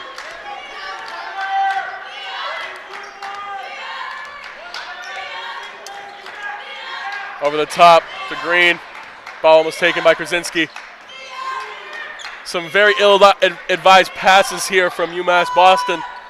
Let's see if it works out. It doesn't. Samantha Lee with the board. She said, that's my ball. I'm taking it. Get away from me. Here's McAvoy. Could have been a backcourt violation there. Inside to Lee. She'll put it up. Can't draw the foul. Coach Boucher did not like that one. Farina over to Dixon. They're leaving her open a little bit. She drives baseline, tries to kick out. Gives it over to Olivier. She'll hit it. Can't hit. McAvoy with the ball. Play at your own pace right now, Keene. As Burgess and Durnford will check back in shortly. Here's Gagne. Gives it over to McAvoy. Inside Krasinski. And they're saying she traveled again. Checking in to the Outlaws, number 14, Kenzie Dartford, number 40, Riley Burgess. And we'll have a timeout with 7:55 remaining. Keene State up 56-42. Stay with us.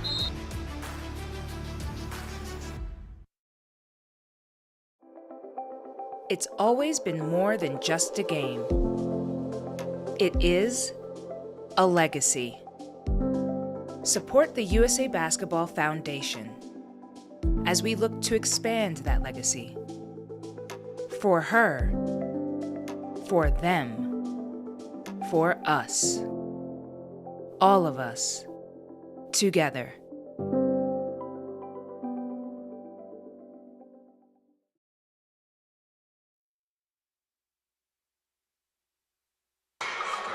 Welcome back to the fourth quarter.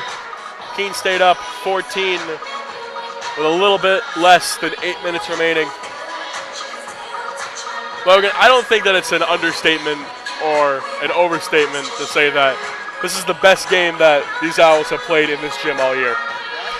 No, it's certainly not, and comes at probably the best time for Keene State as they're kind of desperate to get into the playoffs. They've played well over the past couple of games. A win here would mean 3 of their last 4 games that they have won. So really just a rally pretty much from this women's basketball team at the end of the season. Kicked it into a new gear, you could say, in these past few games. And with results that, or with scores from other games and this game, it would mean they make the playoffs. So the rally would be complete if they can win this game and Southern Maine wins. Absolutely, and even though Keene State is shooting 4 for 14 from 3, UMass-Boston is shooting 1 for 15. I believe it was the great Dion Waiters who said, I would rather go 0 for 30 than go 0 for 9 because that means that I gave up. So good on UMass-Boston for keep on letting it fly. Here's Farina. Up top to Green. Burgess able to get her hand in it, almost got the steal, and Green put it up, and that's an easy 2 for Sunny Green.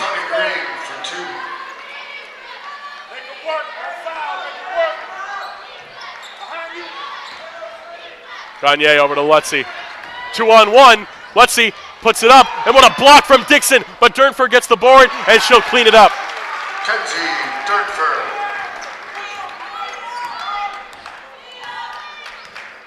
Farina.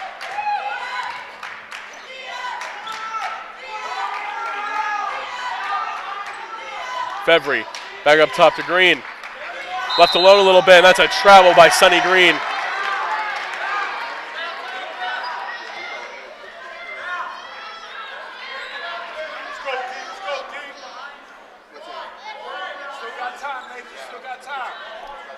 Gagne needs a little shoe tiage.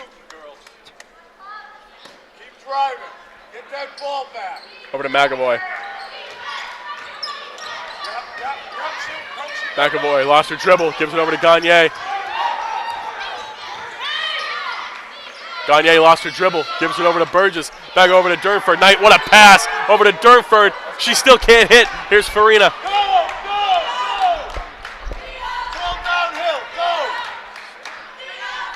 Sunny Green for three.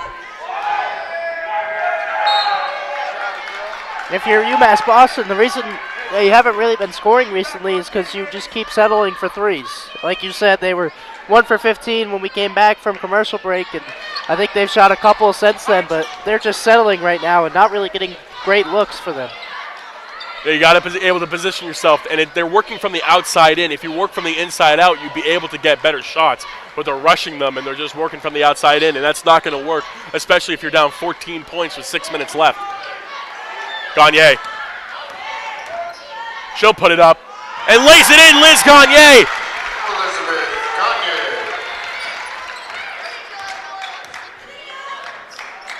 Dixon. In the corner. Farina.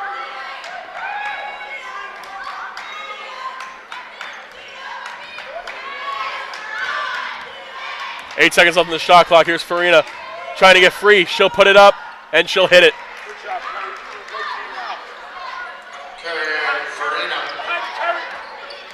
McAvoy in the middle of the Gagne. She'll put it up, and she won't get it, but she'll go to the line to shoot two.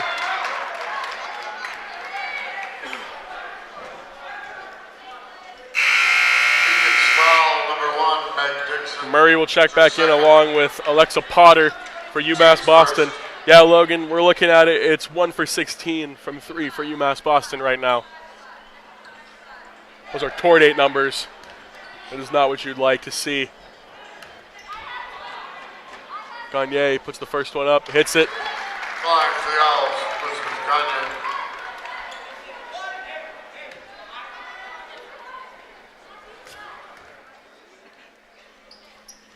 Gagne misses the second rebound taken by Potter.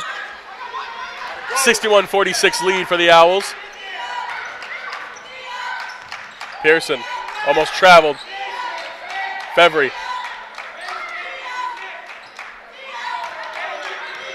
Farina has it way out. 10 seconds left on the shot clock. She's got to do something with it. She'll dribble in the middle, give it over to Fevry. She'll pull up, and she'll hit. Tatiana Fevry. Murray looking for something, anything. Burgess over to Gagne. Gagne has a head of steam. She'll go down Main Street, give it over to Durnford. Ball almost taken away. And that'll be Burgess's fourth foul. It's going to go against. Wow, that's actually going to go to Southern Maine. I mean, UMass-Boston. My brain is working overtime right now, Logan, I got to say.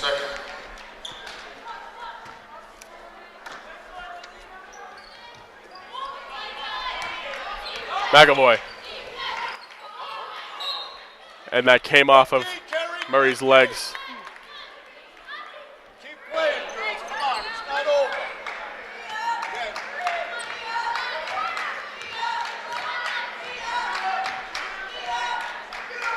Oh, Dixon has it. Dixon to the middle. Pearson over to Potter. Back up top. Over to Dixon. 14 seconds left. Farina. Over to Potter. Back into the corner for three. Still can't hit from three. That'll be Keene State ball. You have to wonder why the Beacons don't want to go into the middle. Do you think that's just their game plan, Logan, or do you think they're scared of something? I've just never seen a team miss so many threes by settling for so many threes. I think it's because they have their half-court offense against the zone isn't really effective. They have too many people on the perimeter, in my opinion, and they don't have enough cutters into the zone. Nobody sits high post wanting the ball, and they don't have that high-low action that some of the other teams, such as EastCon, I remember they worked it very well, where they would have one of their girls flash to the high post where the free throw line is, and then have one of the other ones work the baseline. And the Beacons don't really have that type of offense. They're more perimeter based. They put one inside against the zone, and it hasn't really worked out. Even when they do get it inside, none of the 5 or 4 other people on the perimeter are cutting and making themselves an option. So that's what I've been seeing so far, or that's why they've had to settle for so many three-pointers is because their perimeter players aren't really moving off the perimeter. And it's a shame because this is a team that has handled Keene State in the past. And to be able to come here, this is very good for Keene State. You want them to keep settling for shots like that. Here's Durnford.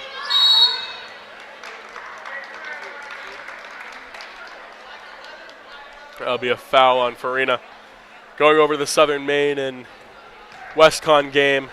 Southern Maine up 19 with 1:16 remaining. So unless Michael Jordan decides to stew it up for the last 1:16, it looks like the Huskies are going to win. So barring anything that happens at the end of this game, if the Owls can hang on for a little bit, they're going to make the playoffs. So let's see if they can just finish it out as Potter will pick up another foul. Beacon's foul number 33, Alexa Potter. That's her fourth, team's fifth. That'll send Samantha Lee to the line to shoot 2. At the line, Samantha Lee. Keene State is now in the bonus.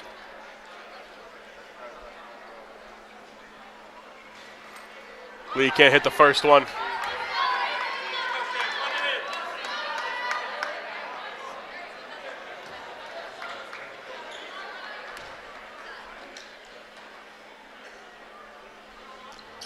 Can't hit the second one. Board almost taken, and it will be taken by Keene, but Samantha Lee stepped out of bounds.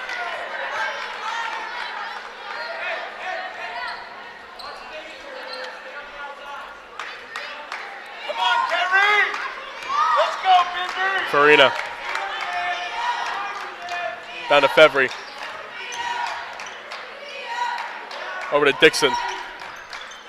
Dixon with only 8 points today for the whole game. Farina, pull up and hit. That's another thing that I've been seeing, Logan. This team has been hitting their J's when they go into the middle, and they've just kind of stopped doing that. It's really weird to watch as Durnford brings it down. Open lane, Kenzie Durnford will put it up. No foul called.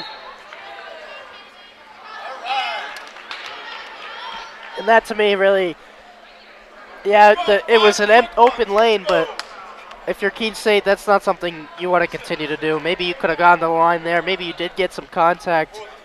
But it turned out that you missed a shot. Now UMass-Boston's going to get it back. I'd like to see maybe after they break the press, them to settle it down a little bit with just over 3 minutes. You do have a good 11-point lead where you can control the game and control the pace. So maybe look to see that. Maybe after they beat the press, they get into half-court offense more. Exactly, and you're in the bonus too, so it's not like you have to worry about them playing really heavy defense on you, because if they foul you, you're going to go to the line. So they have to play smarter than that, and if they slow it down just a little bit, they can pull it out, and they can go to the playoffs. Go, Kerry, keep it up!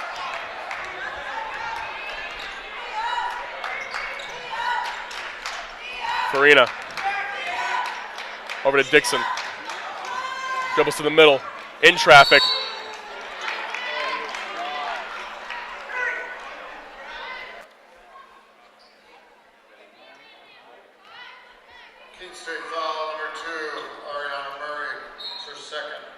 Murray picks up the foul. Inbounds play. And Dixon will go to the line. Nope, that she traveled there. It'll be Keene State ball. I wish I could see better, Logan. Yeah, there was a crowd of people. I fortunately had a bit better of a view to see what the ref's call was.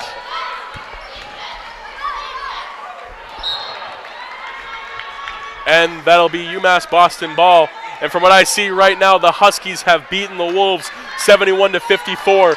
And with Keene State up 61-50, if they can pull this out, your Keene State women's basketball Owls are headed into the playoffs. Potter off her foot.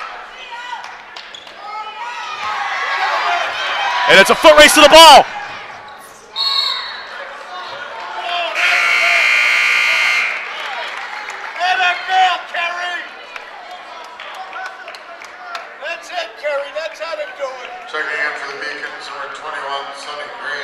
Sonny Green checks in, and Valerie Lutzy checks in.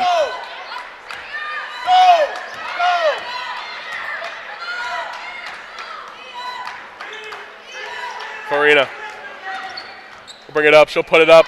And she'll put it in at the end of the shot clock. What a nice move from Farina. Ariana Murray, a little spin cycle. And she'll dribble in. Nice pass down to Durnford. And she'll go to the line and shoot 2. And a great solo effort there from Ariana Murray. I believe it was Farina got aggressive in the press. Spin move from Ariana Murray. Found Durnford, and now she goes to the line. And we'll have a timeout. And we're going to stay on air. Like we've already said before, if the Owls can just hold this 9-point lead, maybe expand it a little bit, just find a way to win this game, they're going to the playoffs.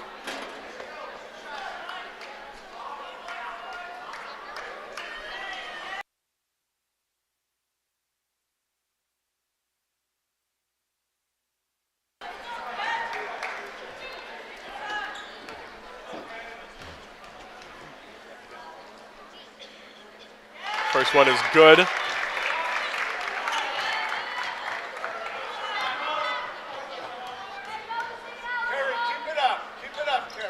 And Kenzie Durnford has a 20-piece.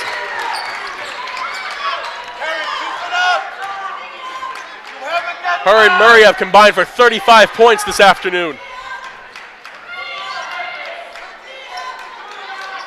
Dixon.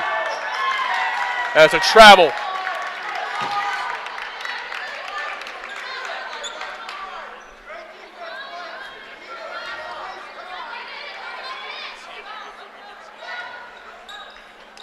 Murray will trigger in. Gives it over to Burgess. And that's a foul by Green, which will send Burgess to the line. Riley Burgess, 3 points so far, 7 boards. Foul number 21, Sonny Green. That's her third. Team's over the limit.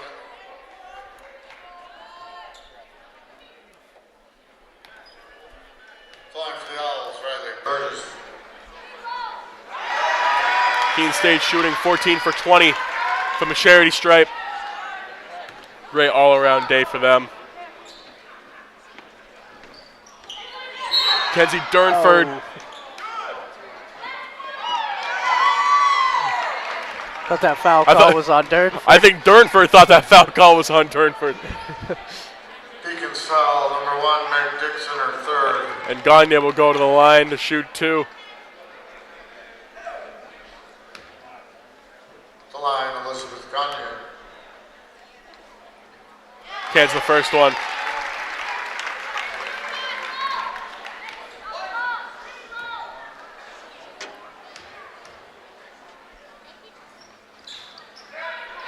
And Burgess almost grabs the board. She saves it. Back up top to Murray. Almost tees up. Loses it. Still kept control of it. Inside, almost a great pass, but it'll stay with Keene State. 11 seconds remaining.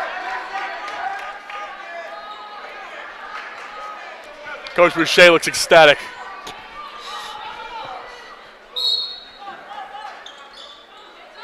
Lutzy will trigger in. Up top to Murray. Pass almost intercepted by Farina. Pulls up for 3. And it'll be UMass-Boston ball.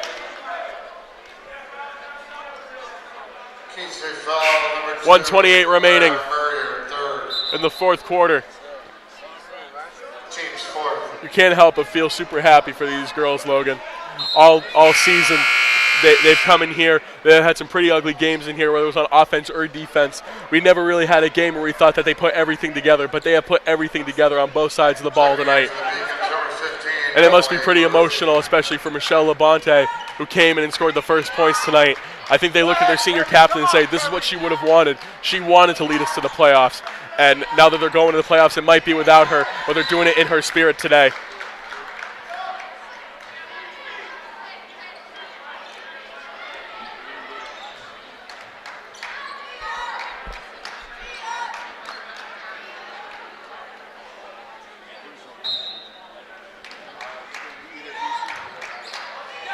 February triggers it in, over to Green. She'll tee up. Just can't hit. Here's Fevry. Green. Green will go back up with the left and hit. Sunny Green with the deuce. Ariana Murray. Green's on her. Work at your own pace. Almost loses it.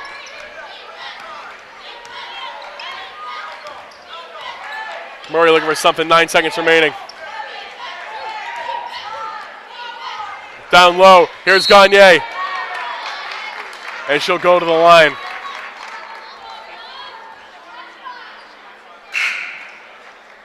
Beacons foul number 5, Tatiana February, that's her 5th.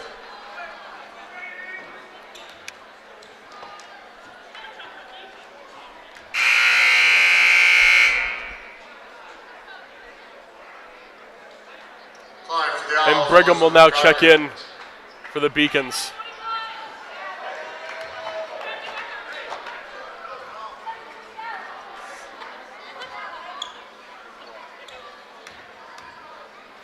Gagne can't hit the first.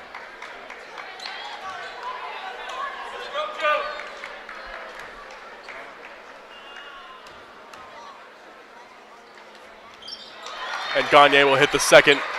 66-54 with 34 seconds remaining. Farina can't hit. Durnford.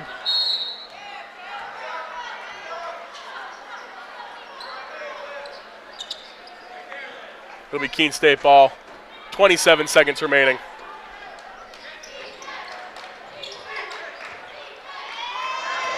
Here's Durnford. She'll put it up like that, and that's it. Good night, Keene State. That is for you. 68-54 lead for the Owls.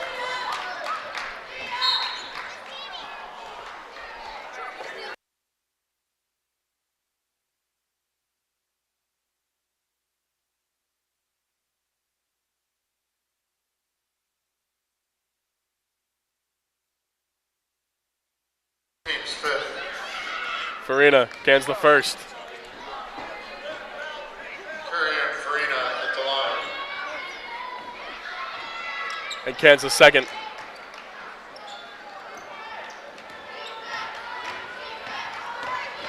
Murray.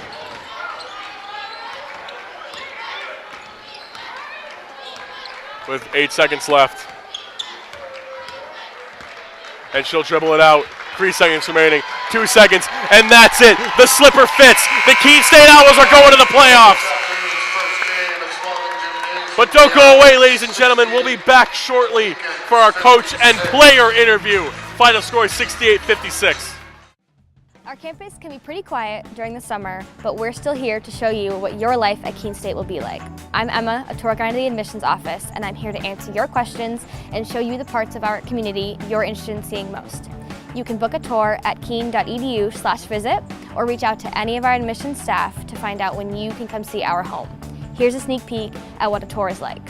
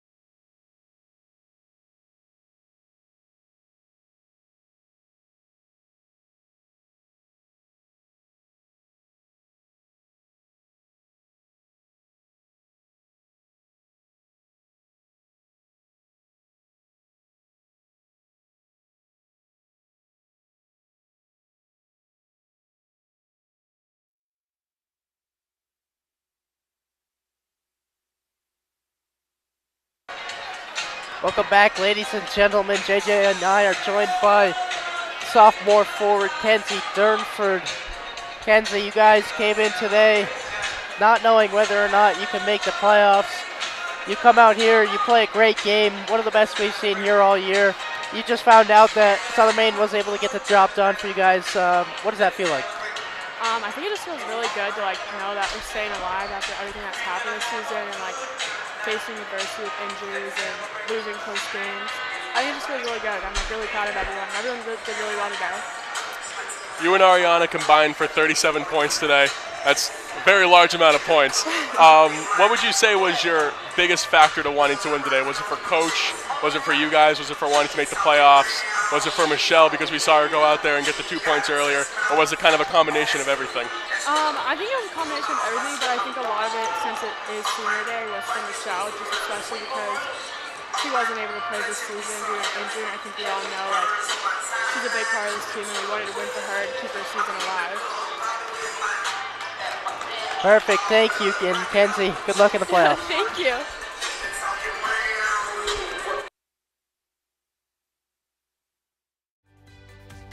Responsibility is being accountable for your words and actions, first and foremost. It also is an obligation to be a positive influence in the communities around you. Being in a D3 program, you're going to have lots of different opportunities. You're not just an athlete, you're also involved in student life. Your academics are extremely important. We give a lot of our student athletes responsibilities right from the start by giving them leadership opportunities, by having them engage in the community, be a positive influence. That's being a responsible person.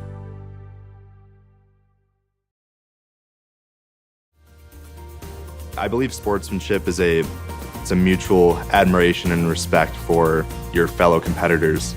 We all go through a lot to reach the point where we compete against one another. It's important to realize that. So once we're finally on the field or on the court or on the starting block, we look at each other as fellow human beings and not just competitors. Being able to recognize the hard work that other athletes are putting in creates a more positive and inclusive environment.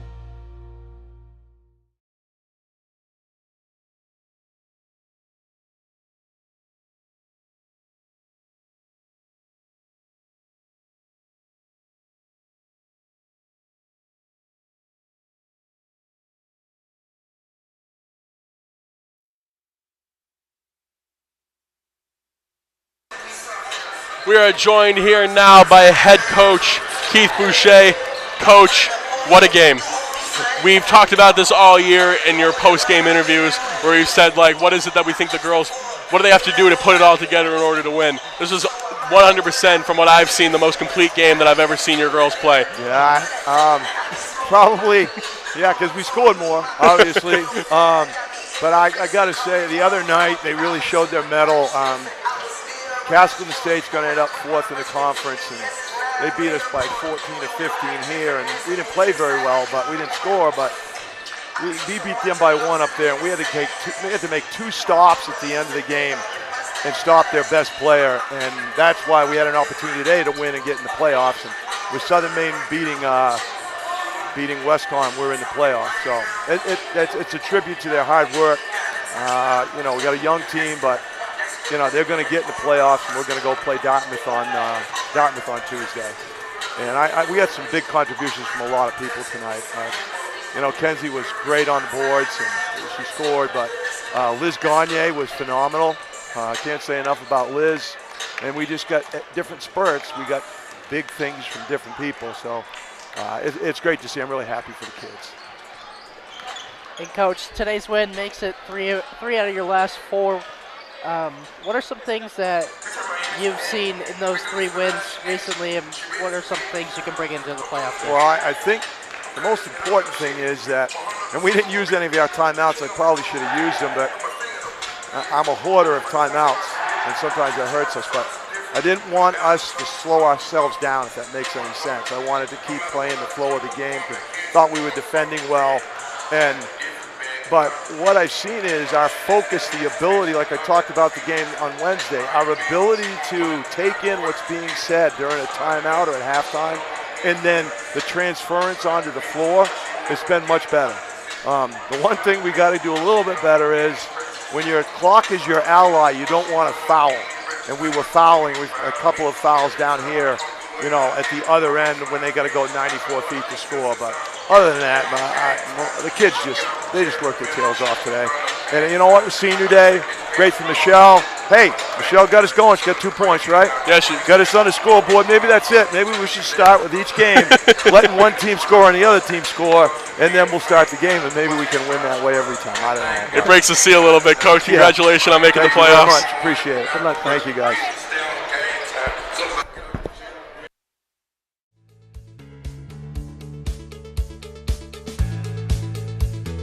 Being a part of the different activities and organizations that I've been a part of, I'm actually able to see myself where I'm like, hey, I actually can make change. I'm one person that can make a difference. Division III has helped me to develop teamwork skills, critical thinking skills, time management skills. It's not just about basketball, or it's not just about school. It's about developing yourself as a person altogether.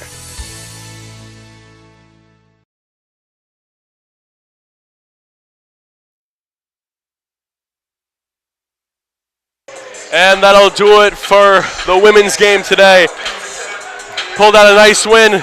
Make sure to join us on Tuesday against UMass-Dartmouth. Not really sure when the game starts yet, but you can look that up sooner or later on KeeneStateAthletics.com. I'm JJ LeBlanc, joined here with Logan Peranto. Stay tuned for the men's basketball game. Good afternoon. Have a good night. You have been watching a Keene State Athletics broadcast on the Owls Media Network. Please tune in to our next broadcast, and thank you for watching.